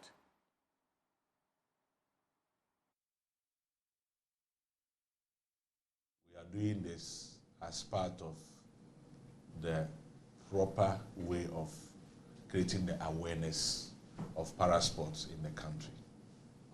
We pray that the next athletics team, the next team that will be participating in a championship in Poland will do well from the Ghana Tennis Association. As you are aware, the Paralympic Committee of Ghana is doing a lot to make sure that our athletes are identified and are able to target and mount the podium. Mounting the podium in such championship gives them the opportunity to reach the peak, and that is to have the exposure of doing well in the global stage. Global stage, where our focus is at the moment, is to make sure that we get a strong team to represent the Republic of Ghana in Glasgow 2026. I want to use this opportunity to announce to Ghanaians that this year, the National Paralympic Committee, with its 22 associations, shall organize the first ever Para-Sports Festival, which will be a platform that we shall work together with the media, stakeholders, to make sure that Ghana, for the first time, will organize such an event to give opportunity to the unknown. I'm so excited because this is my first time to go outside, that is market, to win bronze medal for Ghana. So I am really happy. Yes, I am really, really happy. And I am proud of myself. Like, it will help them better than doing their shy. Because me, that olden days I feel shy, but my friends encouraged me to do, and now see where I am. So I will encourage them to do it. Yes, please. Yeah. My vision in the next 5 years to come is to qualify for the Paralympics Championship.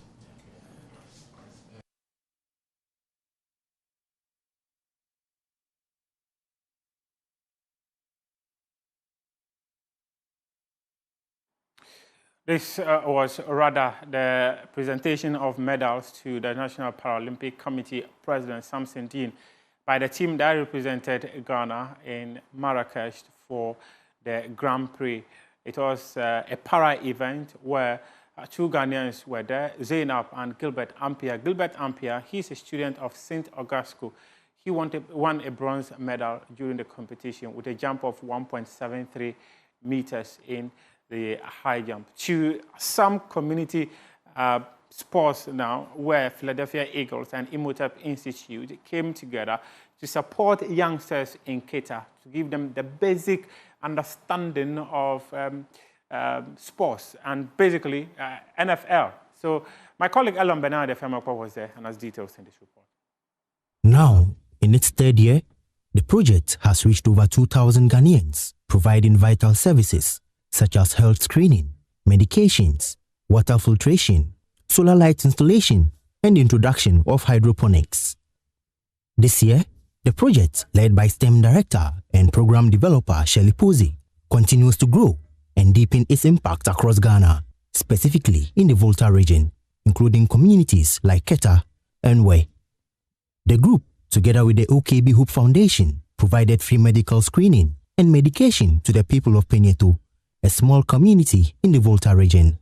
Other projects included donations of parts, bags, shoes, lights, and clean drinking water. The people of Penyeto were grateful to the Philadelphia Eagles and Imhotep Institute for their support. I have this opportunity to thank a big time to Imhotep Eagle OKB Foundation, Hope Foundation, and the whole Philadelphia community. Thank you. After wrapping up a successful project in Penyeto, the team didn't slow down.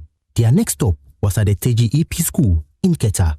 Excitement filled the air as students were introduced to hands-on STEM activities. One student, Jennifer Tunu Edem, was visibly inspired. Brimming with energy, she couldn't wait to get started on solving real problems in her own community. Through science, we can change our environment. Through science, we can also do some new things that can change our environment. My community, and since we are facing a lot of challenges, we can. And tonight, it is Barcelona versus Inter Milan. The Joy Sports team will be at HR Residence inside Dansoman exhibition for that game. Yesterday, we were at Palms by Eagles Hotel, formerly known as Holiday Inn Hotel, and guess what? The crowd was crazy. Despite the rain, the people thronged to the venue to enjoy some very good football from Arsenal and PSG. And later tonight, Inter Milan Barcelona is going to be another blockbuster, and you cannot afford to miss that. So join us at HR Residence later tonight for Barcelona versus Inter Milan. First leg of the UEFA Champions League semi-final tie between Spain versus Italy. You can put it that way. You can head on to myjoyonline.com and read some more sports stories. We appreciate your company.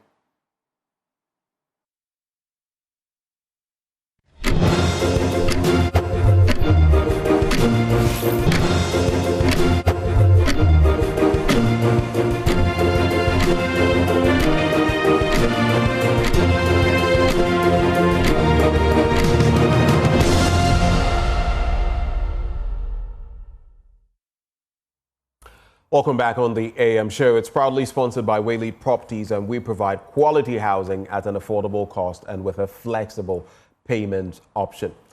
So today, to kickstart the conversations, we focus on Ablekuma North. The constituency still is without a member of parliament, and that is more than 4 months after the December 2024 polls. We'll go live in that constituency in a bit to engage constituents, especially on the challenges of living without a representative in the lawmaking house. But joining the conversation with us this morning, for starters, we have Evans Nimako. He's Director of Elections and Research with the NPP. We'll hear from the different parties to the conversation, the NPP, the NDC. We'll hear from residents as well in respect of how they feel without a representative 4 months after the elections. Mr. Nimako, a very good morning to you, sir. Thank you for having me. Good morning to your viewers. It's been some time. I hope you are doing well. I am doing well. There are some places where I spot you in a certain way, but I just keep quiet and smile. And I say, that's my big brother. It's good to have you join the conversation, Mr. Nimako. Thank you very much. So let's just address it. What are your sentiments as a party 4 months after the 2024 elections? Ablekuma North is still without a representative in the legislature. What's your take? Well, I think that this is not fair to the good people of Ghana and also to the good people of Ablekuma North. We've not been able, for me, to have conclusion of the parliamentary election results, mainly because some stakeholders have taken the path not to respect the rules of the game. And I must add that we successfully ended the presidential elections. In the same way, until Ablekuma North is successfully concluded, you cannot speak well of our parliamentary numbers in parliament, even though it's level 1. It's as important as having the 275 in the House. So we need to have conclusion to Ablekuma North parliamentary elections.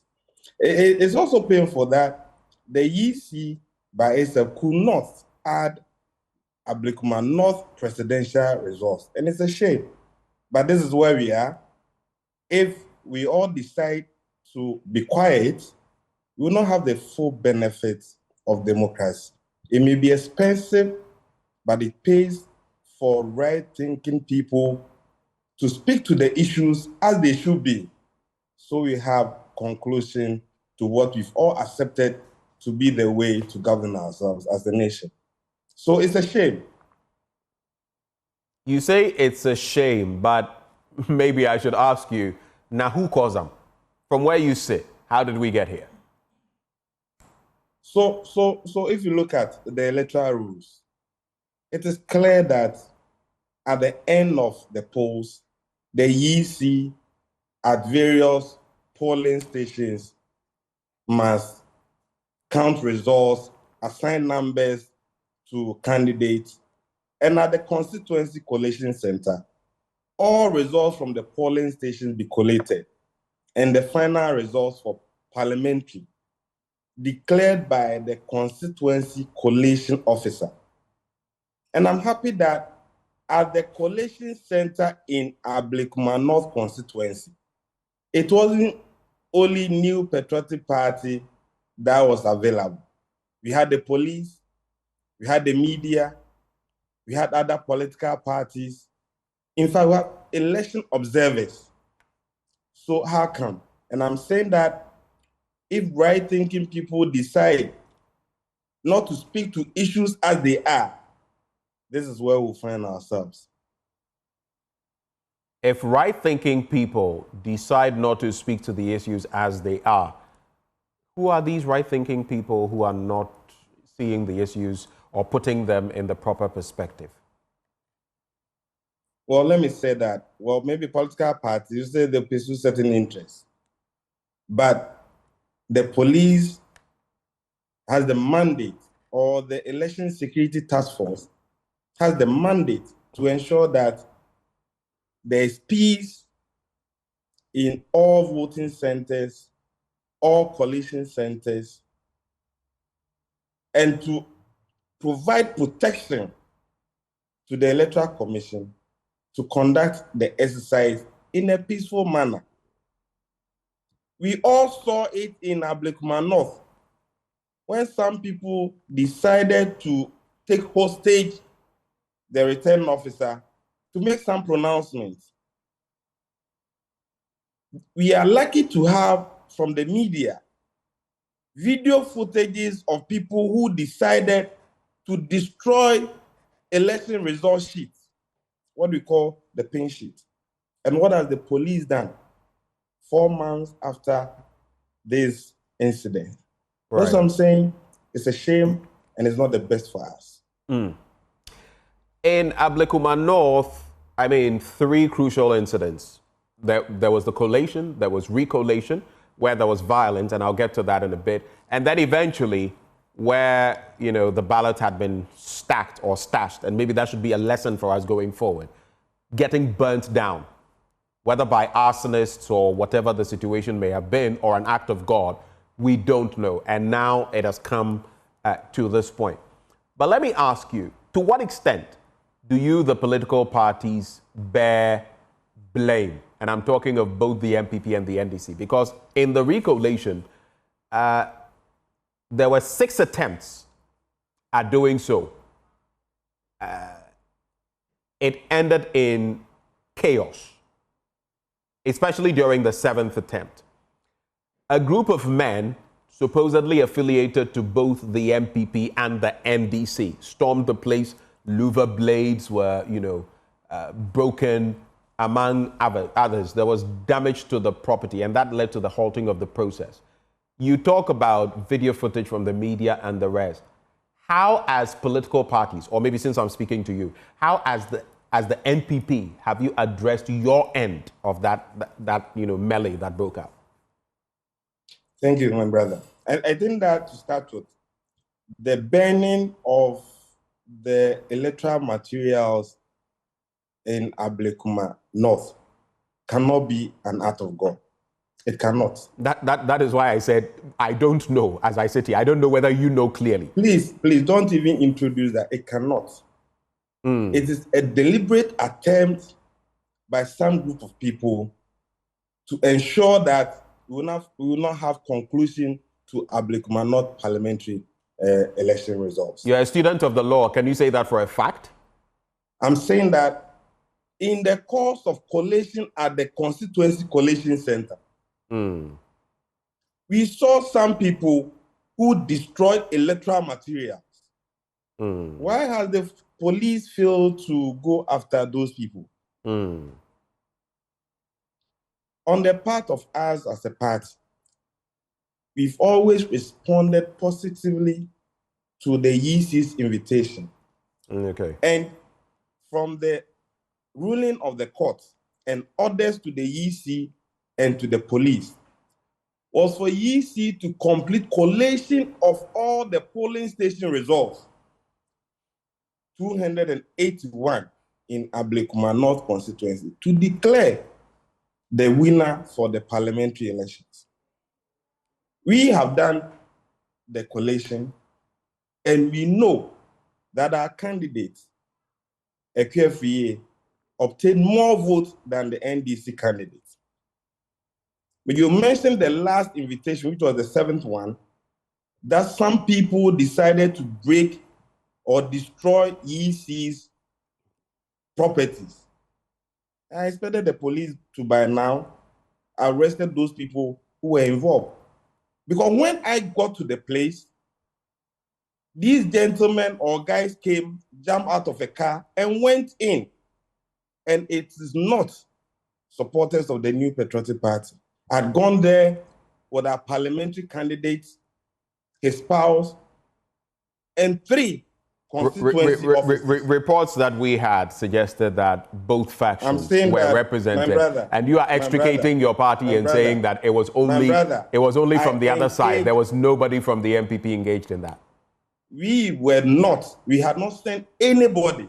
The New Patriotic Party had gone there, parliamentary candidate, her spouse, my good self, 3 constituency executives. Whilst we were waiting, we saw these guys jump from a car, enter the EC venue for the coalition, and the next moment, Luva Blaze were scattering every here and there. So please, I don't want the narrative to be that it was an engagement between MPP supporters and NDC to create this unnecessary mayhem. We wouldn't do that.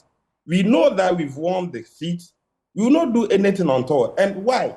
On the 4th of January this year, the High Court gave ruling and ordered the EC and the police. And at all times, the EC has said that they are ready to complete the collation. What has been lacking is the provision of security by the police service. And it is strange. It is not only the police service. When we're going into the elections, there was this creature, National Election Security Task Force, and they engaged political parties, engaged the media, and were giving full assurance that at all times the EC and other stakeholders will be provided the necessary security to have this beautiful exercise we've adopted for ourselves well conducted. But here we are. I see.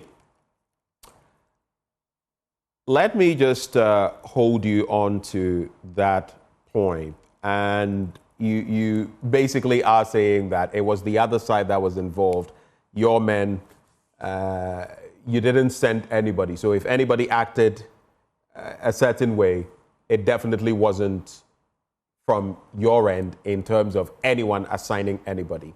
We'll leave it at that. I mean, I'm sure when the other end also gets in, the NDC, they'll have things to say. I don't know whether we can resolve the issue, though, if we decide to take sides and not own up to responsibility on either side, whichever side it may have been. But you made a point. You made a point about the fact that per your collation, you had won. Just a quick point, because I also remember, as far as Dome Kwabenya, was concerned, Okwe Jr., there was talk about, what information you had, and per the information you had pointing to the fact that Mike Okwe Jr. had won, it turned out that he hadn't. So how watertight is this evidence you have on Ablekuma North? Okay, so I think that to some extent, your facts are not right. Okay, so correct me. In the case of Dome Kwabenya, we had gone through the exercise in the course of the collation.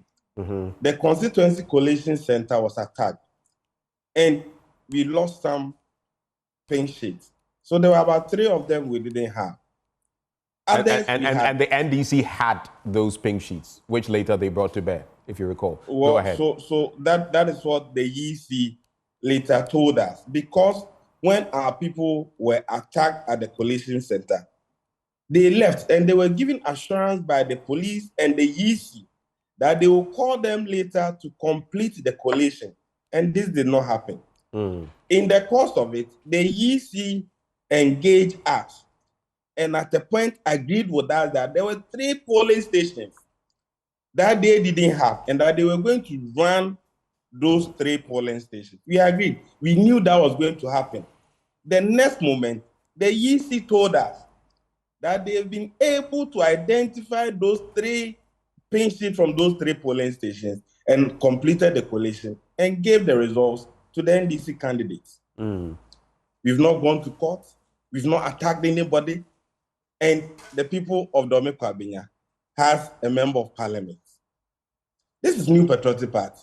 Right. In the same way in Ablekuma North constituency, when they attack the place, they destroy some pink sheets. And I'm happy there are video footages of those involved.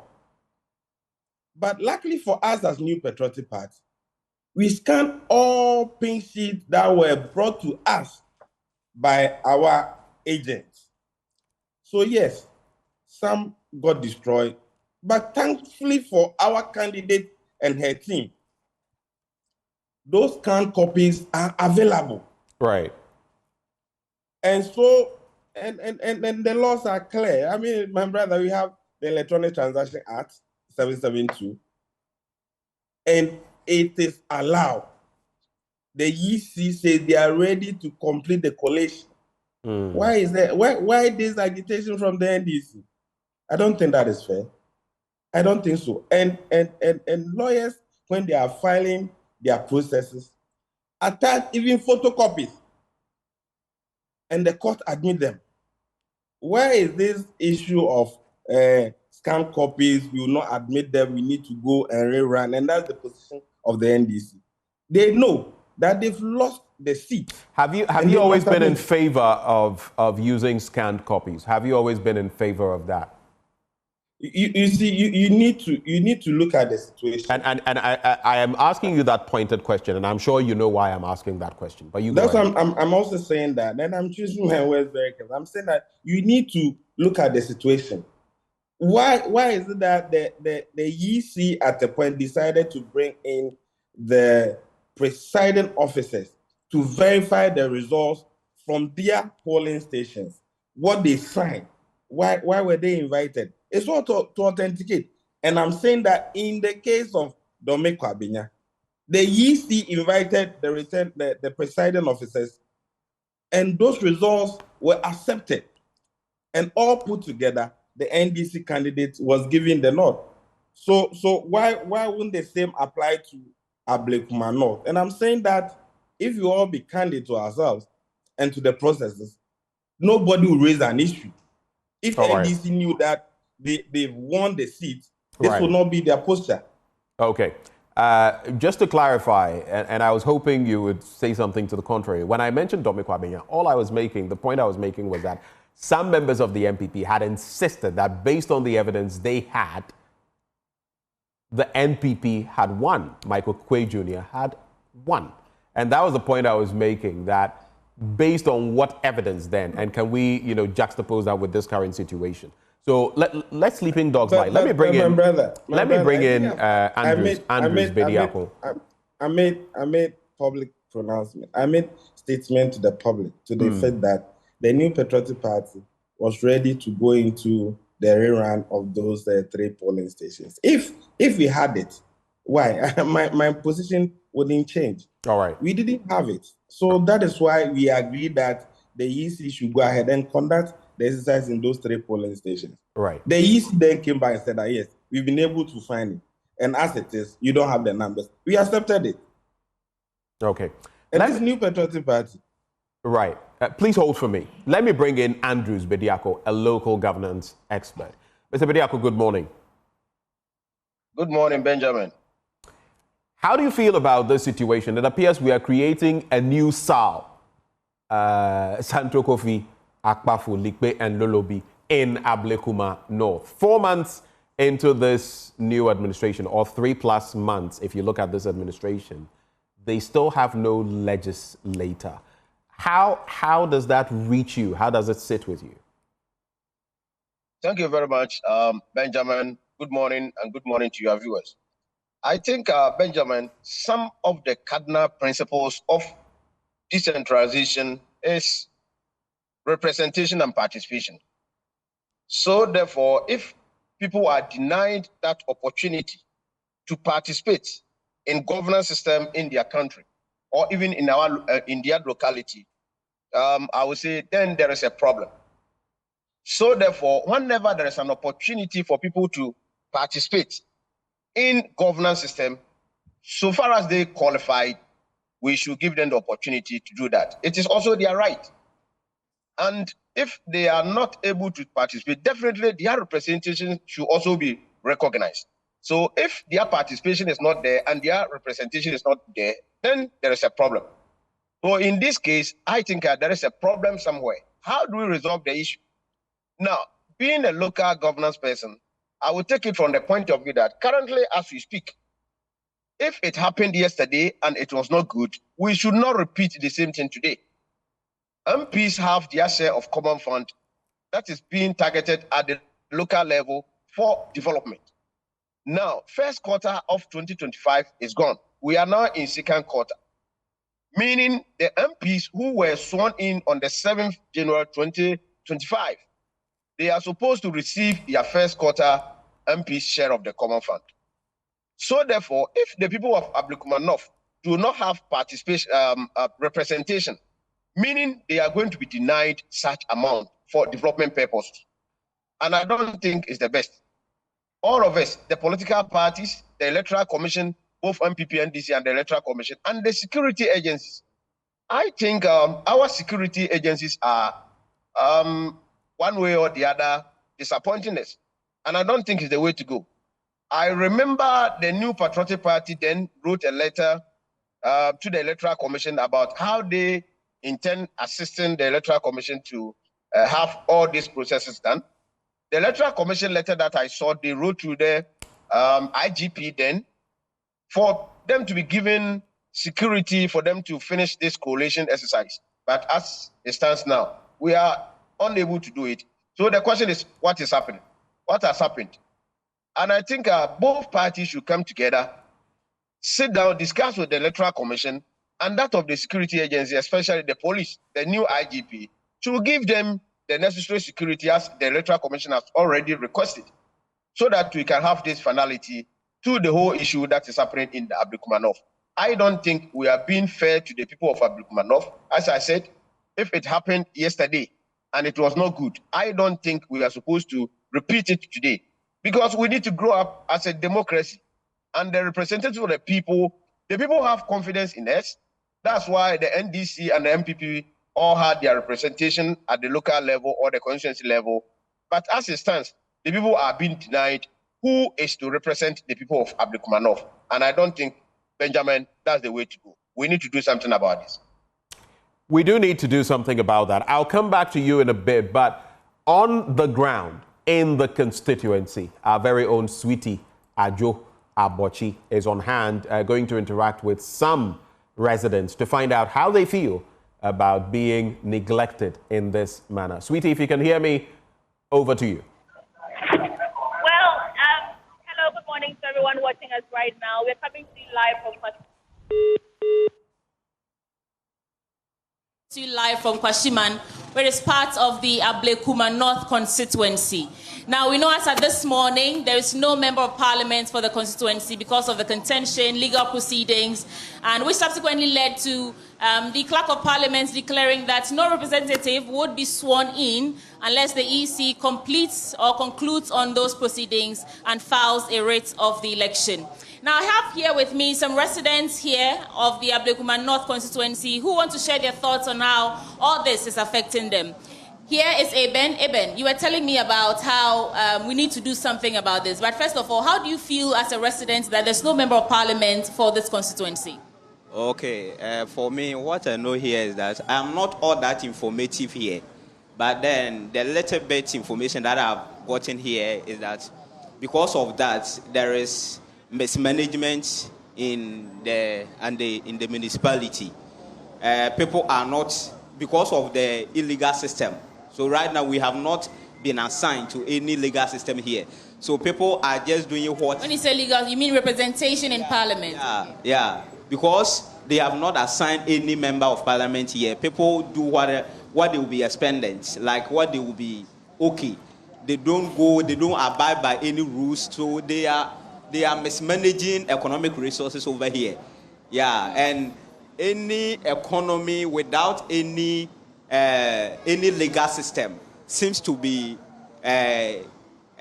something unrealistic, something which does not exist. Okay. Hold on for me. I'll come back to you in a second. What about you? Are a station master here. It means you live here, you work here, and you have no representation in Parliament. How does that make you feel? Well, when it comes to me, I don't know much about politics, but to my perspectives and what we've been seeing around in this, Ablekuma North, we are not happy with it. And how can we live in a constituency without an MP? Whilst we have a lot to do, street lights, the roads, the community are not good enough for us. And I've never experienced something like this before in my life. So it's a pleasure to have you guys here for us to be interviewed so that we can express our feelings and what's worrying us and the whole lot. So, yeah. When I enter the constituency, I've seen about 2 different signboards. We have a Rabno Ben saying thank you. We have Nana Ekuya, I think, Efri Usu also saying thank you. What are your thoughts on that? Both, parliamentary candidates are thanking you for electing them, but really, there's no member of parliament for you. For me, we all witnessed the day. After the vote, we all witnessed that Miss Rabna Ben has won, and it's obvious that there is a little misunderstanding going on. For me, it's like I said, I don't know much about politics. All we need an MP in Ablekuma North, so that he or she can provide what the youth need for us. As an Okadama like this, I work to survive. I work to feed home, and I have a lot to do. But right now, we don't have MP to at least do the street lights, do the roads, help the youth. That's our problem right now. What about you? There are 2 parliamentary candidates thanking the constituency for voting for them. Meanwhile, there are still legal proceedings that haven't been concluded yet. And until the EC concludes on that and verifies who's actually won, you have no member of parliament. Yeah, you see, I'm a bit skeptical. I'm confounded. I don't know what is going on. Why 2 people can just come out and say thank you, thank you, thank you? You have to be, we have to get an individual representative. And here's the case, the 2 of them, each and every one is telling us thank you. So we don't know what is really going on in this constituency. So we urge you to do something about it. For us to get our privilege and our happiness. Yeah. All right, earlier I was speaking to a woman. Thank you, gentlemen. Thank you so much. I was speaking to a woman who sells porridge just across from where we're standing. And she was saying that she doesn't really care much for this because at the end of the day, when members of parliament are even, when they have representation in parliament, it appears they're doing very little to nothing. So I want to speak to her and understand what she has to say. Auntie, good morning. Now, Akachi me say, MP and now MP because some more crop on your way. Inti, this year me say, what shall I do in try and walk camera so? What say how to say? Me how to say? Hold on a second. Let me get to her so we can actually hear her loud and clear. All right, let me just reposition. Okay, go. How to say? Aha, question my higher way. In fear be near 20 something. MP some wahani na omunya hwe and fama yet. Sometimes assemblyman no cry no more boy and kakra. Na MPs ni don omo my hwe. Yen hu amuso fa so bia say we be agata you cry na blog simple omo dey abesi ha ma man no da. Well, Mibao, she's saying that she hasn't actually benefited from having representation in parliament since she's been here for a really long time. She's never seen the benefits or anything, any major thing that a member of parliament has done that has turned their lives around. So that's the question. Now, and how cross a muni MP? Would have omu cry? Ebia, mwasembia mo how na mo now. At least oko parliamentar. Obet me at table before the house. No one who your mayor for home, but muni be crying when how? Oh, media and hammy dear. I will hammy. I hammy because if I saw be a new one so a hanum. And for new one was something I me and hammy no. Well, there you have it. She seems to be nonchalant because she doesn't understand or she doesn't see the need for a member of parliament for the constituency. Oh, we have the station master here. He operates the Hope. What's the place of the station again? Joy Cooperative Transport Society. Great. Joy Cooperative Society. And we're just gauging the mood of residents in the Ablekuma North constituency. How do you feel? There's no member of parliament for you. I can't speak English, so I can speak Tree. Oh, I had the by-election MP because constituency MP do be a development inside the because your challenge is baby, so to your problem. And so more to a ban for friend be a year. Or man and heading to a ban for friend, as some Jim where them right there. Where's who win? Yeah, to a banny who ni park where they will win and in the Yaya. And Carmonia by election for Franca, the Indian people for constituency and Mumbeboa. Well, quick translation, he's saying that he would prefer that they hold a by-election so they can just do the whole process, take the whole election again and then have clearer results this time around. Because when two people are saying that they've won, both Irab Norbin and Nanekia Efriowusu are claiming victory, it doesn't help them. If the EC could hear you right now, what would you say to them? I know you just said that they should have a by-election, but on the current issue where we have legal proceedings going, then I'll offer and no. Without the by-election, process is not air course to see and Minim the entire so more banana confusion about no more job and no more can and I said I'm betting medical ban. Sir, a man better security no. Now so more declare banana the way we near. Yeah, what the man of any problem because we'll be winning beyond. You hear say MP, Ablekuma North ya. A rabbi and a baby new, a quiff and a baby new, the hands and MP or constituency and no. So a man better say no money baby on back ban the account because yes, you tear and say I can't 3 polling stations say na no medical ban. And when I see a muntimin can home be declare. And so man be must say military aba baby on be declare ban so you be can ban and kai na. O man provide security. No one can ban and kai and can no mun declare ni hu de we ni MP. All right. So translation, he says that recall that there was a scheduled recollation which was marred by violence between the party members, which consequently ended in court. He's saying that if the Electoral Commission could employ or get tighter security so that they can recollate the results, so that it can bring some finality to the matter, it would help. I mean, we'll still try and engage some members or some residents here in the constituency and bring you some details in the course of the day. But for now, these are the people here, and this is what they have to say. In fact, if you got, my cameraman can just show you, there's one signboard here from Irab Norbin saying, "Thank you, Ablekuma North constituency." When we were entering the constituency proper, we saw 2 signboards side by side each other, with one from Irab Norbin and one from Naneke Owusu. And so this is the situation here in Ablekuma North constituency. As of today, 30th of April 2025, there is no representation for them in the 9th Parliament. Sweetie Abochi, over to you, Ben. And that is Sweetie Ajo Abochi from Ablekuma North, where she's actually been on the beat following the conversation right there. So that is the beat there. Let's come into the studio now and continue the conversation. And that was the very next point I was going to make. Andrew, let me just stay with you briefly. The whole bit about different candidates actually claiming they had won. Rabna Oben claiming she had won, Nanekia also claiming she had won. And how does that sit with you? And then the problems of the people on the ground in terms of governance, the fact that they lack a legislator. What is your take? What is your quick reflection on that? I think, Benjamin, claiming ownership of something that legally you don't have is a problem. As we speak, the Electoral Commission has not declared any of these candidates as a winner of the last December election. So the question is, why do you claim ownership of something that legally has not been given to you? Andrew, so they both, I mean, they have billboards up. Someone even went to church to thank God for the win and all of that.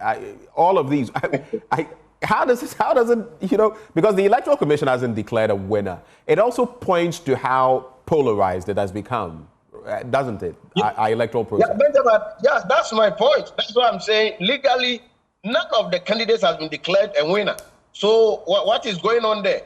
And the confusion is created based on the inability of the Electoral Commission and the security agencies to declare the clear winner in the last elections. And I don't think that is the way to go. So quickly, we need to find solutions to all these challenges going on there. And I don't know, when we are done, whoever wins, those 2 signboards or the billboard that we have in the constituency, who is going to remove his or her, because they are all women. So who is going to remove any of the signboard from the constituency?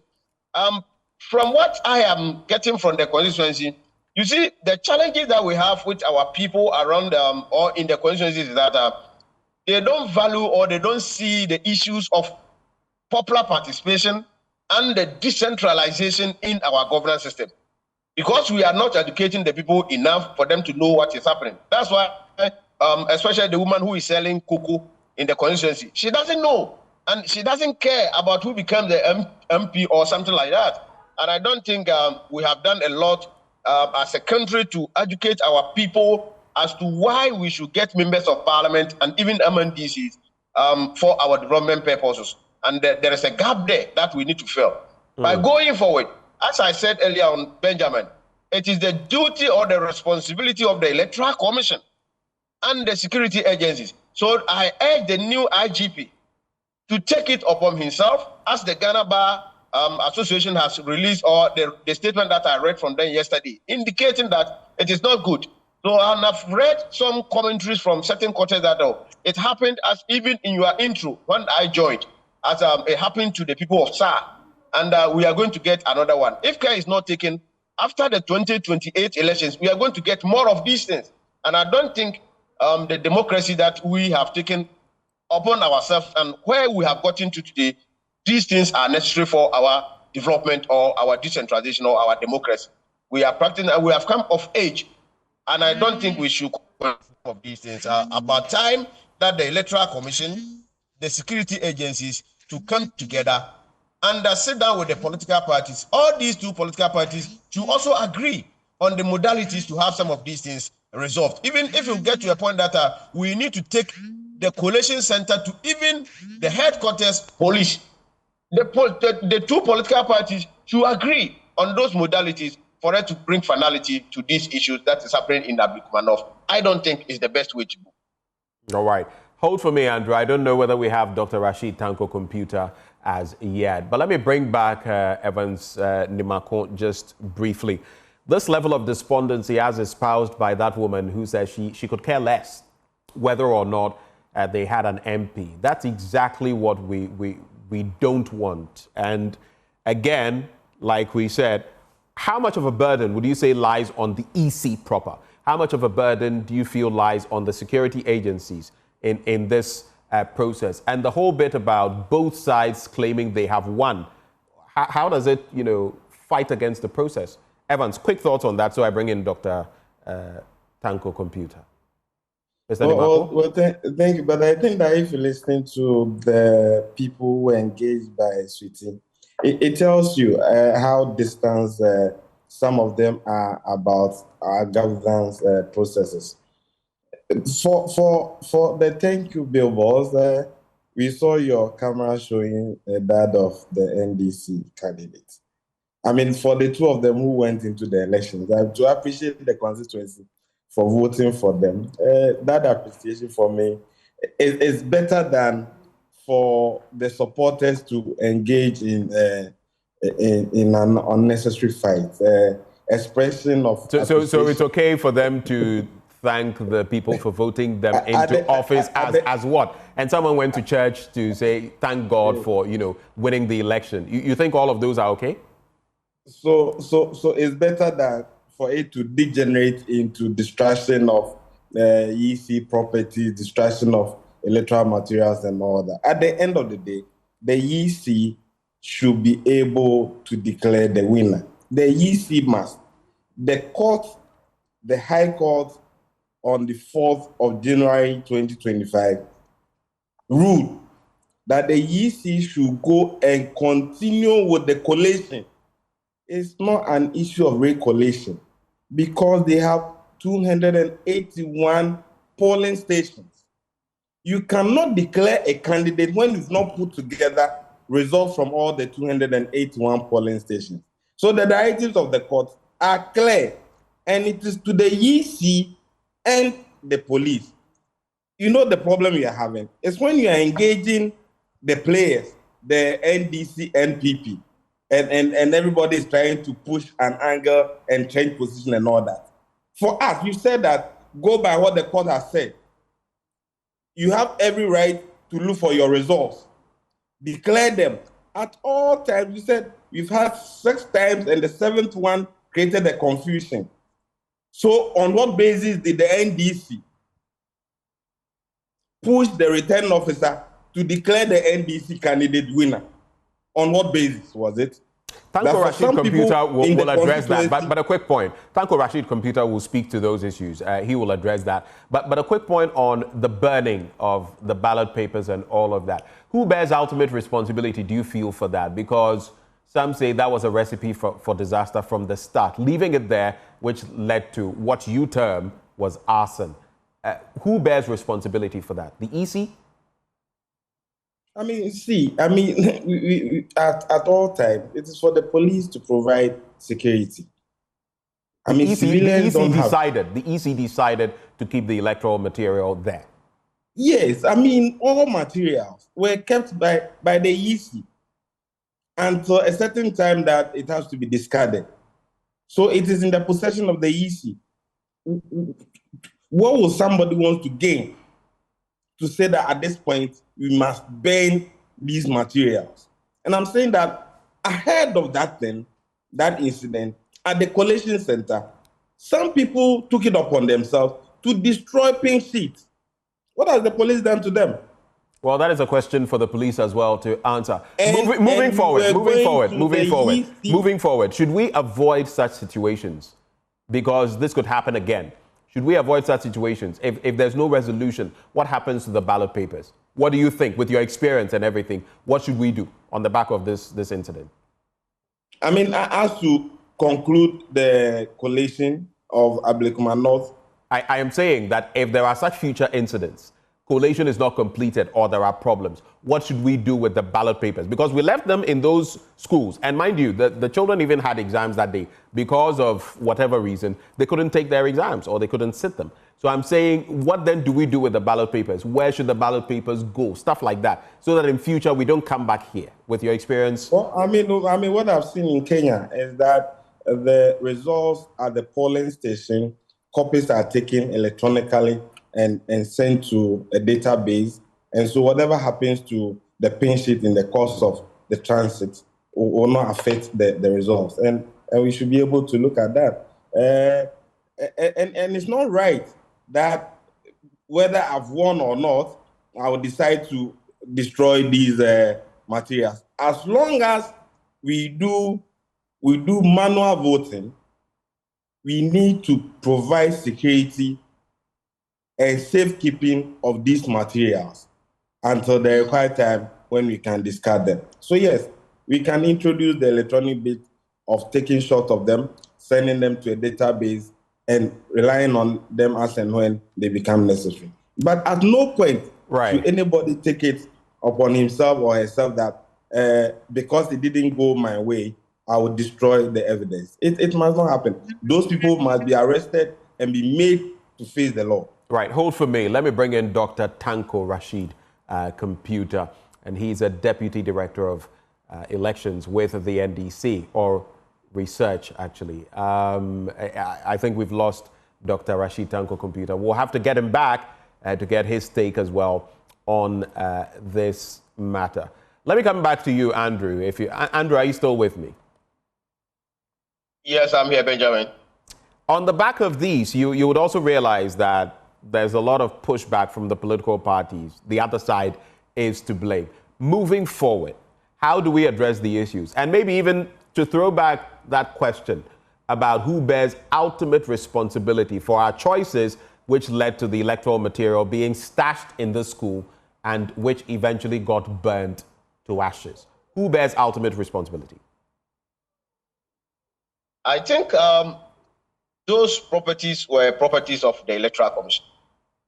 So in the first place, they needed to protect it. But the Electoral Commission, I don't think they have the power to protect or whatever, but it's about the security agencies. So the question is, what were our security agencies, especially the police, what were they doing when all those things were happening? Did they keep, or did the Electoral Commission also decided that, okay, these materials, we don't need them as at now, let us leave them at this way? Because what I know, or what we were told, was that it was Electoral Commission that packed those materials in that school. So what security measures did they put in place? Because when we are building a democracy as we have it now, you can't have all the people thinking in the way that you think. Definitely, we have people who would think differently.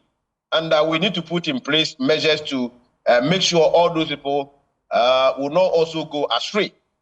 So the Electoral Commission, all those materials belongs to the Electoral Commission. But the question is, how did they protect it? Did they anticipate that some people were planning to burn those materials or something like that, and they didn't take good care of it?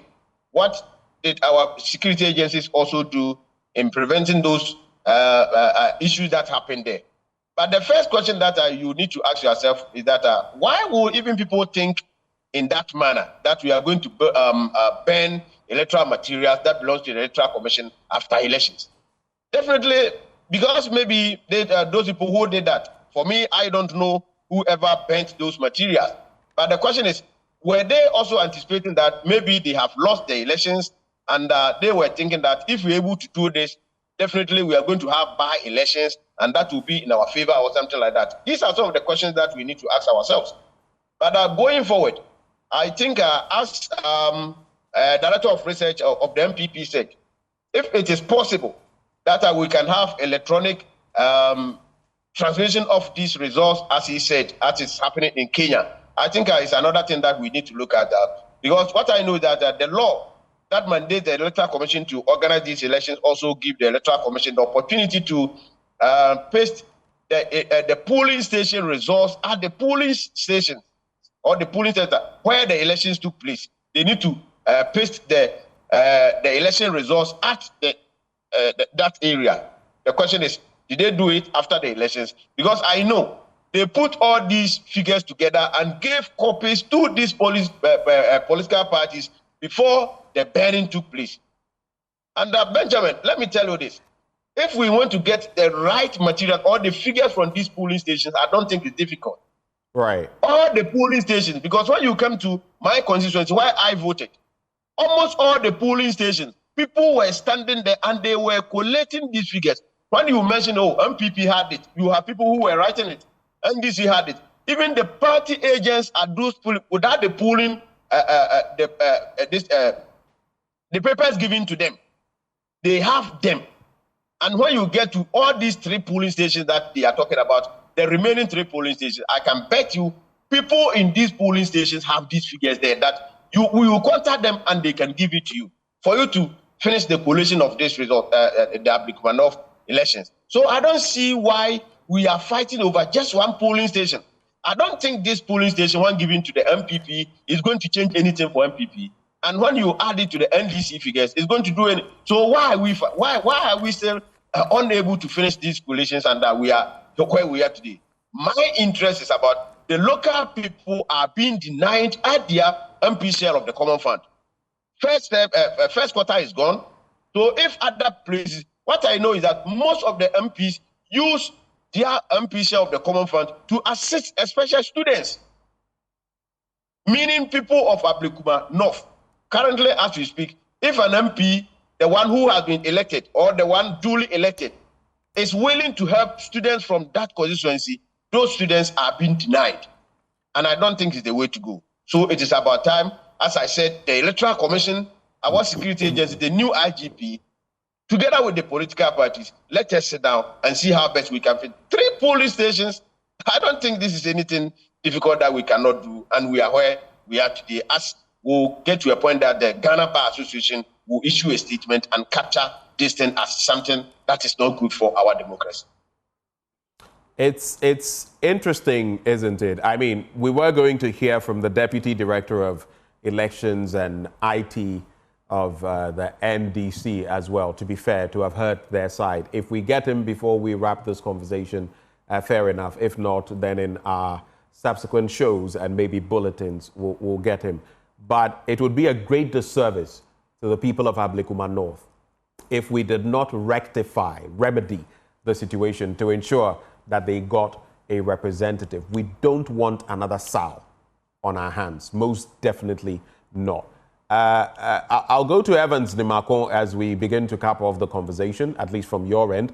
Evans, so what's the way forward? What processes will your party trigger, or have you triggered, to try and remedy this situation? What are your expectations? Well, so I expect the new IGP to take up the issue, provide the needed security for the EEC to complete the exercise. I think that the EEC at our last IPAC meeting indicated that they were going to engage. There have been a number of engagements from the EECs and with political parties.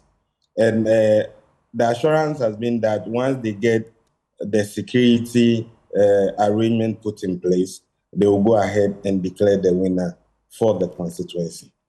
We've waited patiently, but we must have a conclusion to this whole exercise.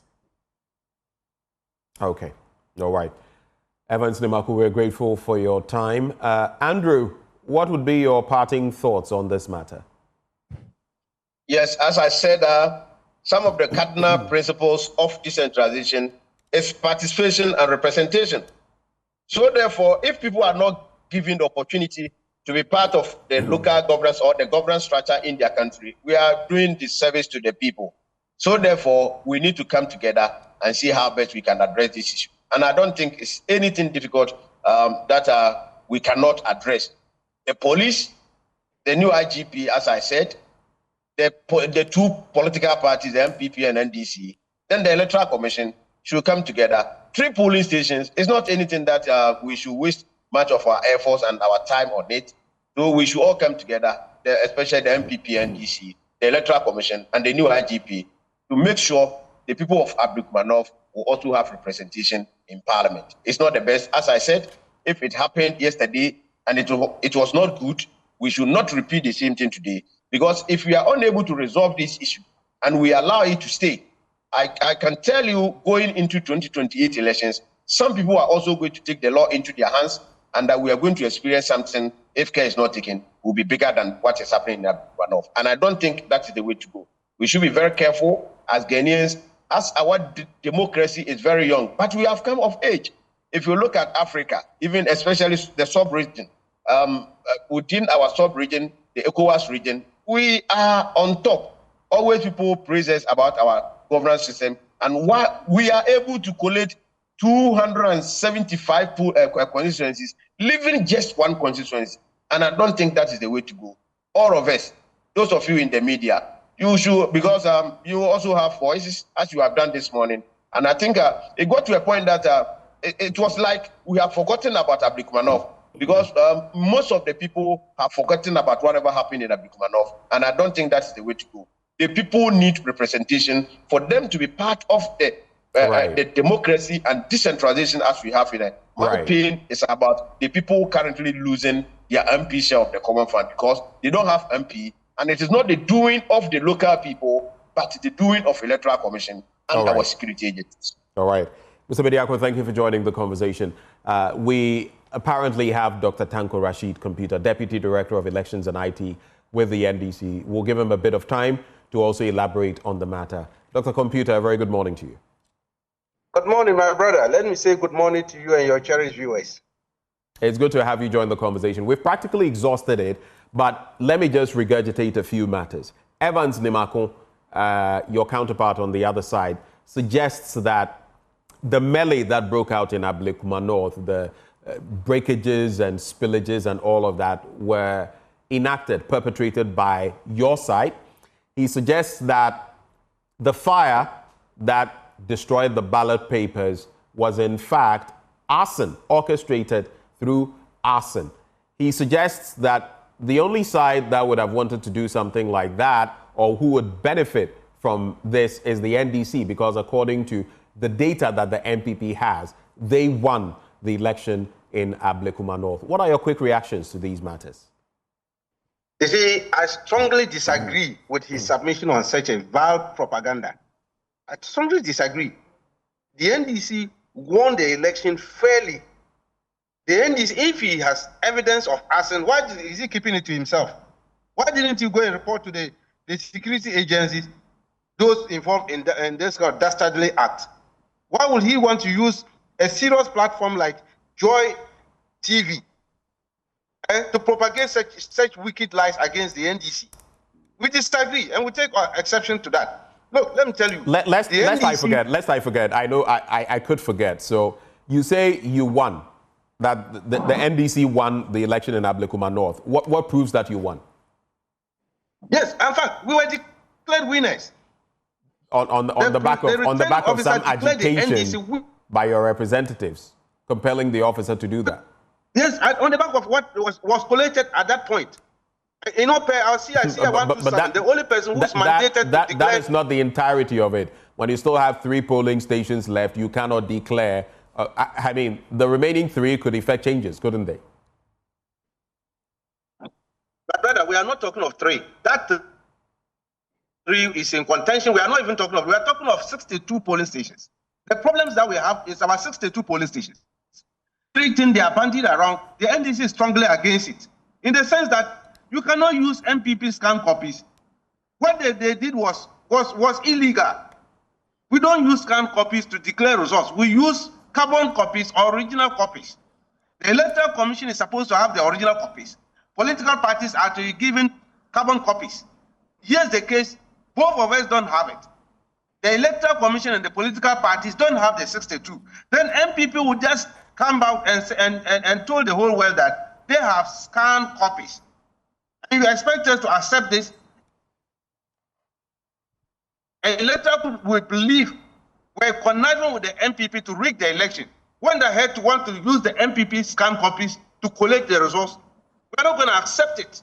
So nobody should be telling us 3 polling stations or 3 polling. We are dealing with 62 polling stations, which we think that to resolve this matter, we must go for a rerun for these 62 polling stations. Nobody should be telling us 3 polling stations. We're not going to accept any 3 polling stations. You're telling me that as of today, the 3 polling stations that have been in question, you have increased it to 62 polling stations. Based on what exactly? Is there not evidence for the remaining 59 in terms of how the voting went? Yeah, that is why I'm saying that the 62 polling stations, because of the vandalism, you know, the MPP brought their tax on that day. They thought they were going to win the presidential election, and they wanted to use the same modus operandi of the 2020. And they brought their attacks. That led to this vandalism where they couldn't collect the 62 polling stations. Evans Nimako suggests that it was your side, rather, that engaged in this destructive activity. But you are saying that is the MPP that brought thugs. So it's interesting, right? How do we bring clarity to this matter, Dr. Computer? MPP brought the tax. Look, MPP brought the tax. MPP brought the tax. They brought their macho men, and some of them were theoretically in uniform. We identified them. This is the problem we are having with them. They did this in 2020, and got away with it. Please. So that is what they have been doing. They do. Evans know this is what I'm talking about. Please. Were you at the Ablekuma North Collection Center? No. Dr. Computer, Evans, I think you've had a pretty fair chunk of this. Stay on the line. As and when it's possible, I'll bring you in. But Dr. Computer has just started with his submission, so maybe you should just allow him. Yes. So but a question that Evans just posed: were you at the Ablekuma North, center or the polling station? Were you there? I have all my teams. I was the operation officer on that day, so I had my teams there, and I had every report, every intelligence that went on there.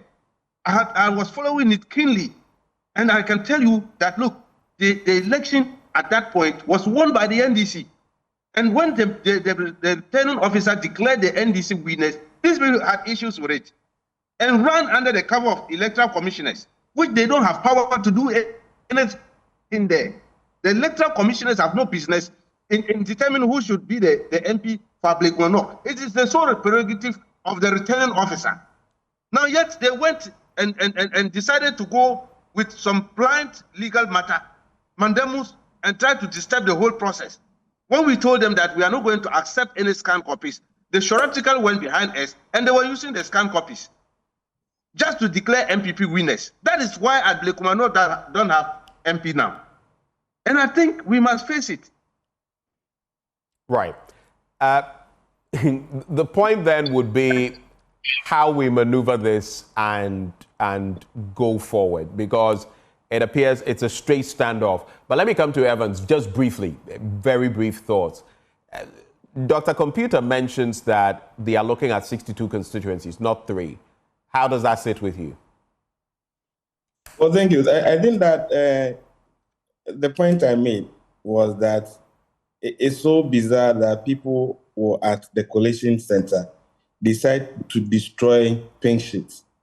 Then when the EC had gone to keep the ballot papers that contain ballot papers and other electoral materials, some people will take it upon themselves to go and burn them. And I'm saying that the police must investigate that. I'm not presenting any propaganda against anybody. I'm saying that the police should have by now arrested the perpetrators of these. But you did mention as well that it stood to benefit from your end. I'm saying that the NDC and that you felt it was arson. Yeah, I asked you categorically, Evans. I said that we know that we won the election. And he is telling us that they won the elections. Meanwhile, he's saying there are 62 polling stations that needed to be added. So on what basis? If even 3, you will not allow 3 to be left in the course of the collation. On what basis will 62 be left out? The court orders of January 4, 2025 has been clear that the EC by itself said that there were some polling stations they couldn't add their results. And so they should be provided the security needed to complete the exercise. And it's not a collation, it's collation. That's the orders of the court. The EC and the police get this done. All right, point the made. New Patriotic Party has remained very peaceful in this exercise to bring finality to it. All right. Dr. Computer, so final thoughts on this. What is the way forward from where you sit? What do we do to bring some resolution to the matter? Ablekuma North urgently needs an MP. What do we do? It's a straightforward thing, my brother. Let's go for a rerun for the 62 polling stations. Let's go for a rerun. It won't take us much. What if that can't be done? Or what if the EC decides that will not be done? What steps will you take then? Will you go to court? Then they don't want the resolution of the matter. Will you go to court? They don't want the resolution of the matter. Will you go to court? We are contending 62 polling stations. Will you go to court? You don't have it. Will you go to court on that matter? Which court? We are already in court over these issues. They went and had a plain ruling. We went to... I thought those initial bits had been thrashed out. I am saying if the Electoral Commission determines that we are not going to do 62, we are going to work with 3, would you go back to court, so to speak? No, we won't allow the 3 because the 62, if you take the 3 out of it, okay, you are referring to 59. Is that not it? Right. Those 59, where did they get it from? It's from MPP. That is their scan copies. And you can say that for a fact that they got those 59 from the MPP, the scan copies. Look, they brought in presiding officers. They came and told them that some of them are not their own thing. So where did they get it? It was on live camera. Your cameras captured it.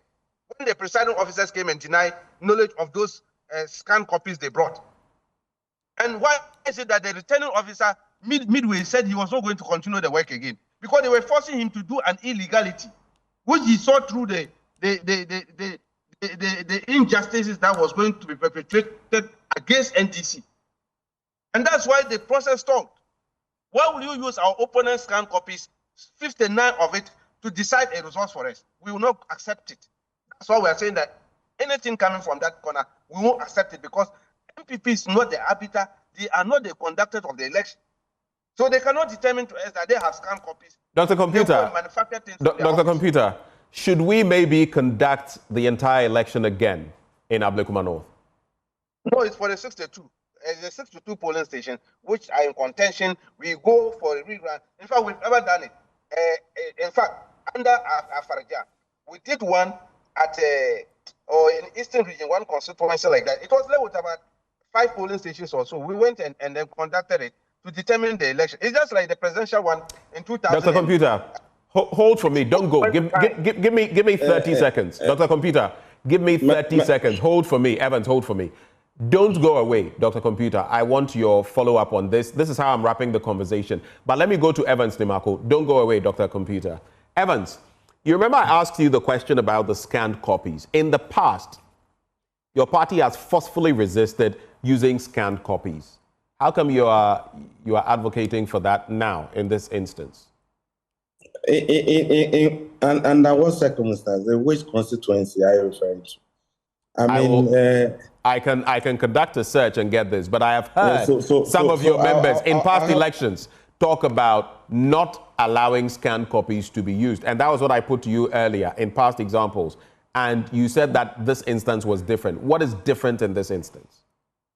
I'm saying that the returning officer invited the presiding officers in these polling stations. Some came with their own copies. Some came with pictures of the pink sheets they took. And so that is what we did, and we are left with 3 polling stations. Tanko has not been at those collation center at the EC office when the 62 issues were being contested. So I don't know where he's getting his fact from. It's not MPP's scanned copies. And I'm saying that even those ones, the presiding officers were able to say that, yes, what they have is no different from what the MPP is bringing up. It's for parties to bring your copy. And if you don't have, the EC must have a means of bringing the results. And I'm saying that at this point, the EC says we are ready to add the 3. So what you're saying? What you're saying is that what data you had was corroborated by the data the EC had. Did the EC have that data and it matched exactly what you had? Is that what you're saying? That was about it. Then in all those times, the media has been there, so you can find out. And I will now not sit on this platform to concatenate. And I'm saying that I know exactly what I'm talking about. He's making reference to Akwetia 6 polling stations. In those 6 polling stations, they did not vote at all on the election day. They did not vote at all. In the case of Ablekuma North, there were elections conducted in all the 281. It's 280 plus 1 special voting center, making 281. And you see, I'm saying that if you allow MPP and NDs to dictate the pace, you won't get it. The EC said we conducted the election. We have a returning officer. The court has given us orders. The police must provide security. EC must complete the exercise. When the EC went through Adome Kwabinya and said NDC has won, what did the MPP do? We should not be entertaining such comments from Dr. Computer. Thank you for your thoughts, The court has given orders, and we must comply. Right, thank you. Dr. Tanko Computer, you have the final word on this. You can react and then we can go. Dr. Computer. Saying that, he's shifting goalposts. The Electoral Commission told us in the last IPAC meeting I attended with Evans and the Electoral Commission themselves. You know what they told us? They said they didn't have any single pink sheet from the 62 polling stations. We also agreed and said the same thing. You should go and check the records. It was there that you told us that you have scanned copies. And we said we won't agree any scanned copy. So where did the Electoral Commission get the pink sheets again? When they told us point blank that they don't have even one single pink sheet. You see, we know their modus operandi. We are not going to accept it. As a political party, they did this and got away with it in 2020. This time, they won't get away with it. We are going to insist that the 62 polling stations, we reconduct elections on those areas. That is the shortest way to resolve it. We're not trying to reconduct election in the 3 polling stations in Dome Kwabinya, but we proved to them, we had carbon copies of the results. 3, and proved to them, and gave it to them. They saw it, and they brought their presiding officers, they authenticated it, and realized, yes, what the NDC was the true reflection of what transpired. On what basis was the candidate declared winner? All right, gentlemen, thank you for your thoughts. I'm saying that this one too, We will not agree any scan copies, MPP scan copies, which are forged on electoral commission to be used to the. We won't accept it. Thank you, gentlemen. This is where we cap off the conversation. We can't spend all the time on this. And those who joined us for a conversation, Andrews Bediako is a local governance expert. We had Dr. Tanko Rashid Computer, Deputy Director of Elections with the NDC, and Evans Nimako, Director of Elections and Research with the NPP. We take a breather. We'll be back on the AM show.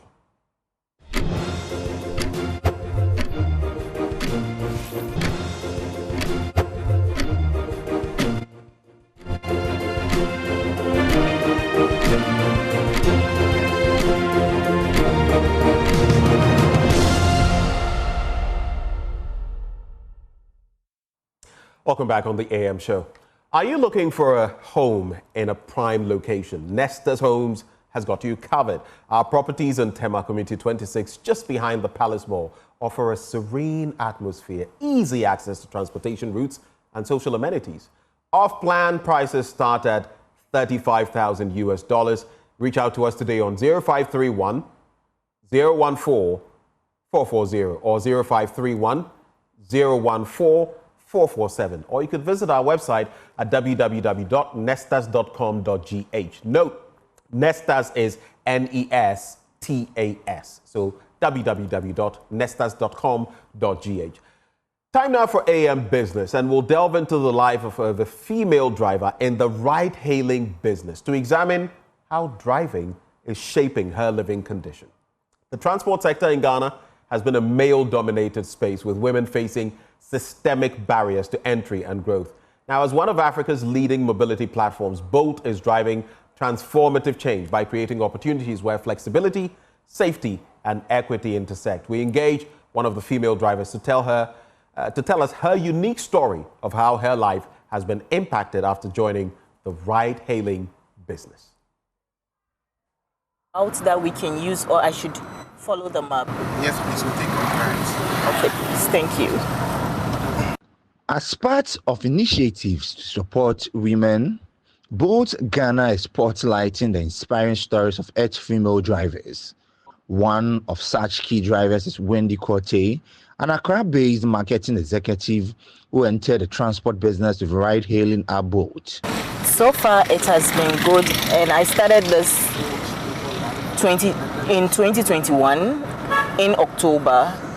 And driving has been very interesting. I would say it's a very challenging job. You need all your senses to be active when you are driving. I've had some good times. On a daily basis, Wendy takes control of the wheel, her family livelihood, and future while setting new standards for equality and equity in Ghana's mobility sector. She has also been speaking about her fears as a woman, especially working during odd hours in Accra. And I quite remember I picked some 4 guys from Tesano, close to Papaye. It was quite scary for me when I saw them, you know. They were well built, and looking at them, speaking their language, that is Hausa, which I don't have a clue to.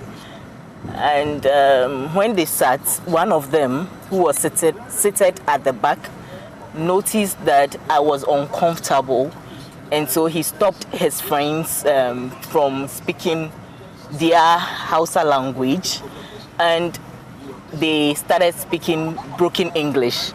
And so after a few exchange of words, he asked me, "Madam, are you comfortable now?" And I noticed that, oh, he was watching me. So I became relaxed. I used to have this pepper spray in my car. And so I honestly got it when I saw them. It was in the afternoon, just at 12. So I was not a little scared, but I was scared. So he noticed, and he made it very comfortable for me. When we got to Nima, you know, he said, you are in our homeland, feel free. They stopped everybody, you know, stopped the cars, asked me, I was supposed to turn round, and so stopped the cars, gave me fans, and it was quite interesting. I noticed that it's not everyone that you see on the road that you have to judge by their appearance. They were my best clients, honestly. They didn't give me tips, but they made the ride very comfortable, and I was happy I took them. As a way of empowering female drivers, Bolt embarked on a support initiative to enhance the efficiency of drivers. Wendy explains how the initiative has benefited her so far. Yes, I have. Tell us about it and how it benefited. And so that day, I had the opportunity. We met in airport, one of the big hotels. And so I had the opportunity to be in such a place. And whatever we spoke about, they addressed concerns and challenges. And so I would say it was good. Yes, a lot. Tell us some of them. And so we've had some trainings. We once a year go for meetings whereby we have the opportunity to put across our challenges. And apart from that, we get to know the people we are working with and, you know, associate with them. And so I'll say yes. Time looking at, you know, the returns, it wasn't, I mean, something you can't dream of, but it was good. And you get to pay your bills, get to do what you are supposed to do. It became satisfactory. And I would say, yes, I'm happy I did. I'm happy I did. I lost my job during 2020, and it was a female friend, Khadija. She introduced me to driving. Wow, she was also doing the same job? Yes, she was. And so when she introduced me, initially I was scared, but she was doing nights. Like she slept throughout the day, and around 5 starts her work.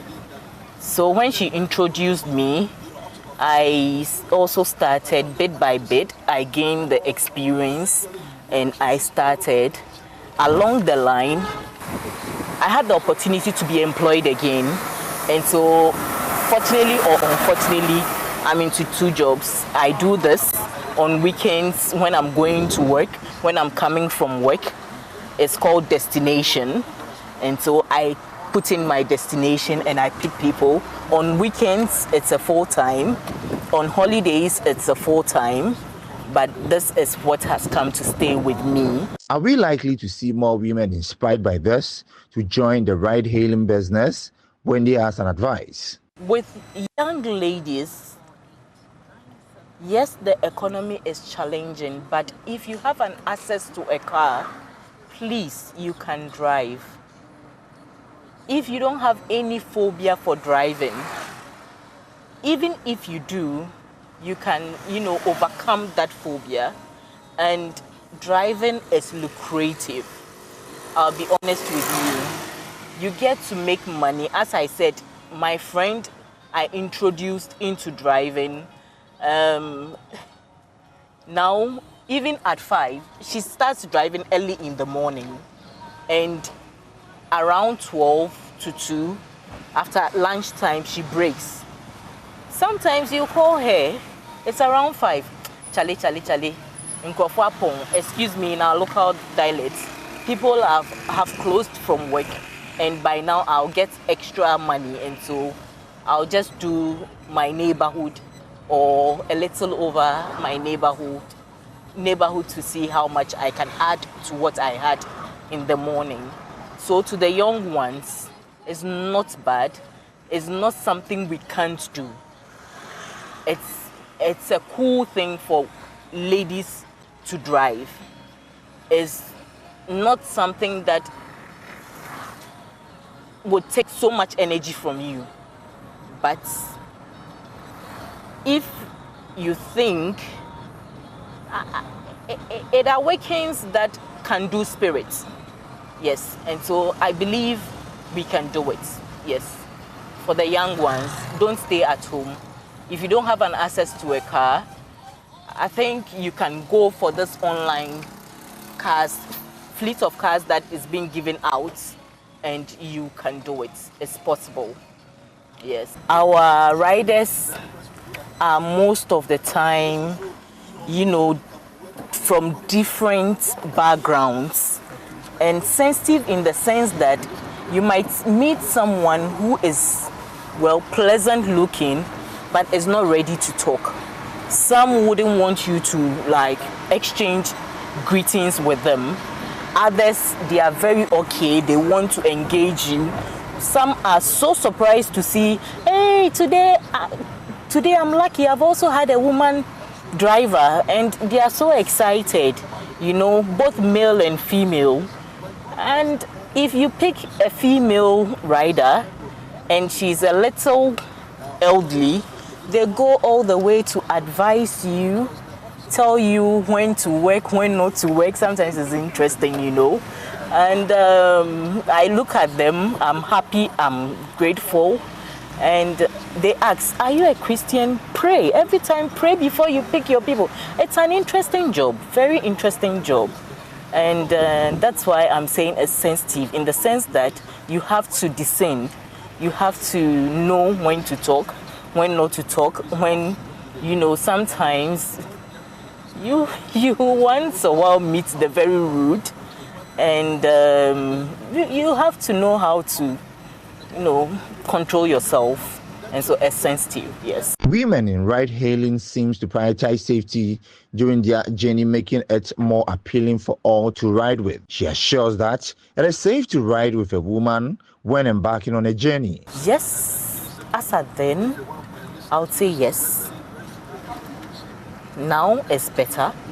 And so for a woman, I would say we can't do what men do. Unfortunately, I wouldn't say we can't do as in we can't drive, you know, till a man can drive till 65 years and all that. And so in the next 3 years, there are lots of opportunities.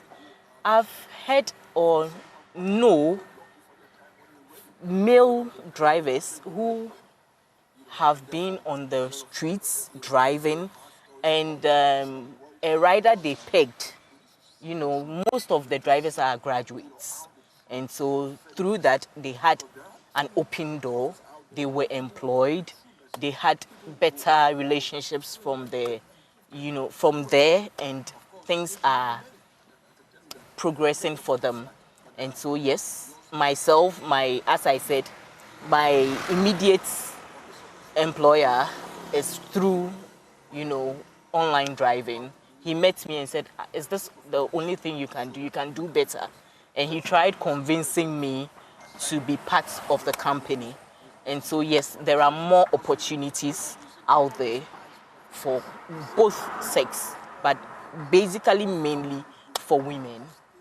Yes. Next time you want to order a ride on your Bolt app, check if the rider is a female and give some compliment to empower more of such females into the mobility business. In the beginning, when you start, because your body is not used to it, driving is a little tedious, not a little, very tedious. And so if you don't manage yourself well, you end a day and start the following day with pain, because, you know, it's quite difficult and tedious, yes. So I would say that yes, it's pain, but if you don't take good care of yourself, you would get to a time whereby your health will be challenged and you might not do enough or much for yourself.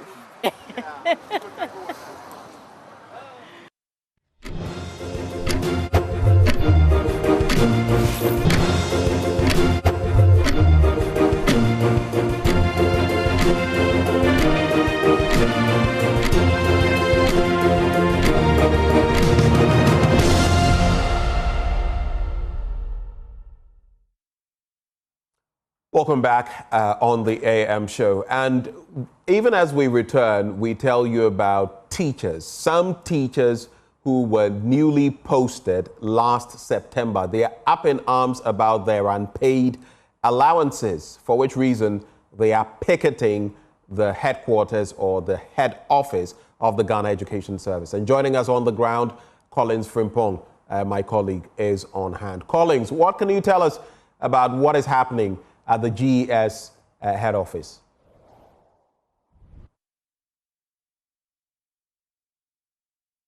Please, first of all, what's your name? Good morning to you and good morning to your cherished listeners and viewers this afternoon. I am Ransford Amankwa.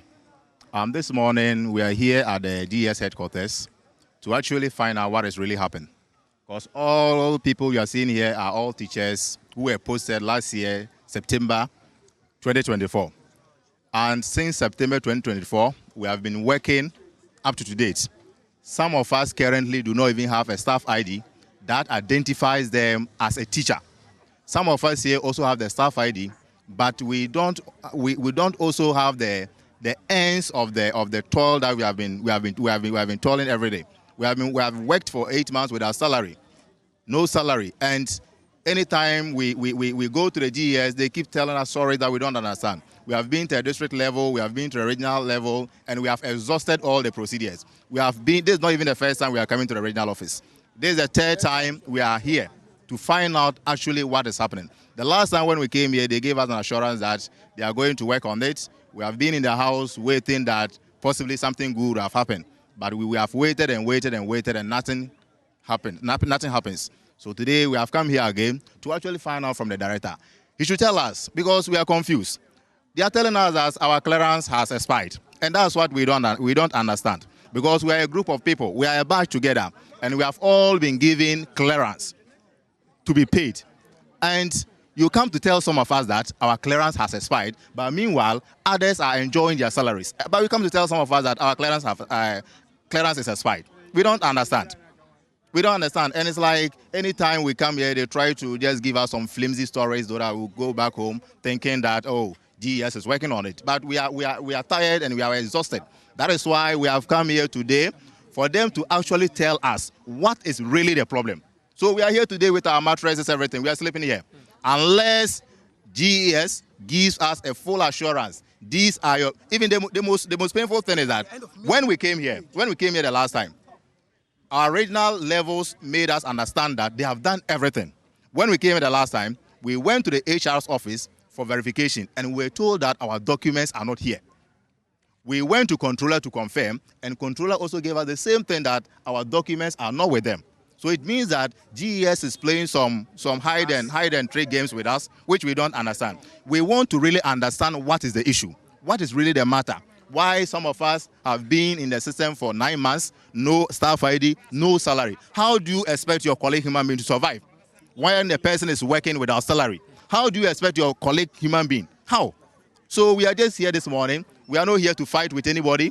We are not here for any riot. But we are here this morning to actually find out from the Ghana Education Service, led by Professor Davis, what is really happening. He should tell us something. So that's why we are here this morning. How many people are being affected, and also which particular region, or is it nationwide? How many people? Yes, talking about a number of people, I think so far we have over thousands of people who are currently affected. Over thousands of people who are currently affected. Some are without staff IDs. Some are also some have also worked for long months without salaries. But the people we are seeing here today are across board. We came from all regions and we are here this morning. But the fact is that the Ashanti region contains the masses of people. But other regions are also having the same problem. Western, all regions, I don't even want to make all regions, all the existing regions, with the exception of some few regions who may have some 1 or 2 issues. But it cuts across all regions. Yes. Give us a bit more details into the meeting that you had with the Director General of Ghana Education Service about 2 weeks ago when you met him. What was the arrangement and what was the agreement that made you people to call off that particular picketing? Yes, to be frank, I'm very disappointed. Because the last time we came here, the way Director spoke to us, we understood it and we were a bit comfortable. Because the way he talked to us, oh, they are going to make sure that everything will be fast-tracked, we'll have our IDs, we'll have our salaries. To today, nothing has happened. That particular day, they gave an assurance, even went on to form a committee to look into the issue for resolution. But as it stands now, nothing has happened. So that's why I'm saying that it was just a flimsy committee. Excuse me to say, but it's a flimsy committee. Nothing has happened out of the committee. They haven't given us any positive update or any positive information about the committee formed. And so far, since you people came here, have you received any information? Because here is the Ghana Education Service. On your right is the Ministry of Education. Yes. Have you received any information from any of them? This morning, we have not received any information from the Ghana Education Service. Actually, we have been told that director is not around. But then, some of the things that some of the officers are still telling us that our clearance has expired. They keep on telling us the same thing, that our clearance has expired. So that's what they are telling us. But then, we are here to meet director. We are here to meet the people involved. Yes. Right, thank you. So that's one of the conveners of the teachers, newly posted teachers who are here to receive their salary for about 8 months now, and also some of them that they've not received their staff ID. And as a result of that, they are not being really acknowledged as teachers that they are supposed to receive their salary so far. Let's engage more of the teachers that have been affected. Let me speak with you. You are one of the affected teachers. Yes. What's the situation really with you? How is this impacting you? All right, so thank you very much. The situation is very bad, and day in, day out, it is getting worse. In that, aside the financial aspects, even professionally, it is affecting us. Not long ago, NTC came to our various schools and then districts to issue our teacher license card to us. And you have to go through this process successfully if you have staff ID. As I speak with you now, I teach French. I don't have staff ID. So what it means is that they came for the exercise, but because I do not have the staff ID, I was left out. So as I stand here right now today, I teach without the license card, all because of this staff ID issue. So please, we are here, we are going through a lot, and then things are happening. In fact, emotionally, psychologically, physically and spiritually, we are down. We are down. Now, we've been moved from our various homes to our different destinations to go and work out there.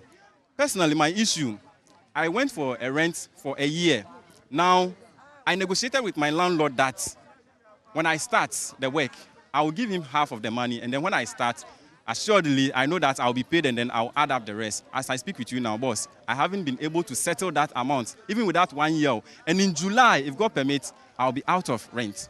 So all that we are saying is that the GES, Ministry of Finance, and then the Ministry of Education, whoever has a role to play in this situation, please, they must do that immediately.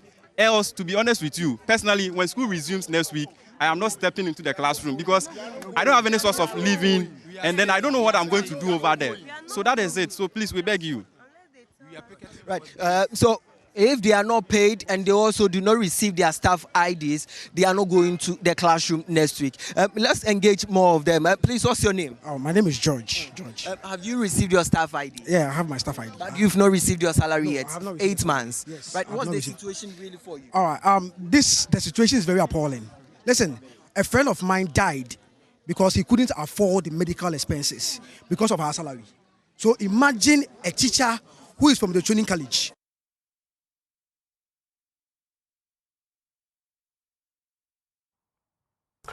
And that is that picketing happening at the head office of the Ghana Education Service. Now, I'm going to be telling you about a few things you ought to take stock of, but right after this break.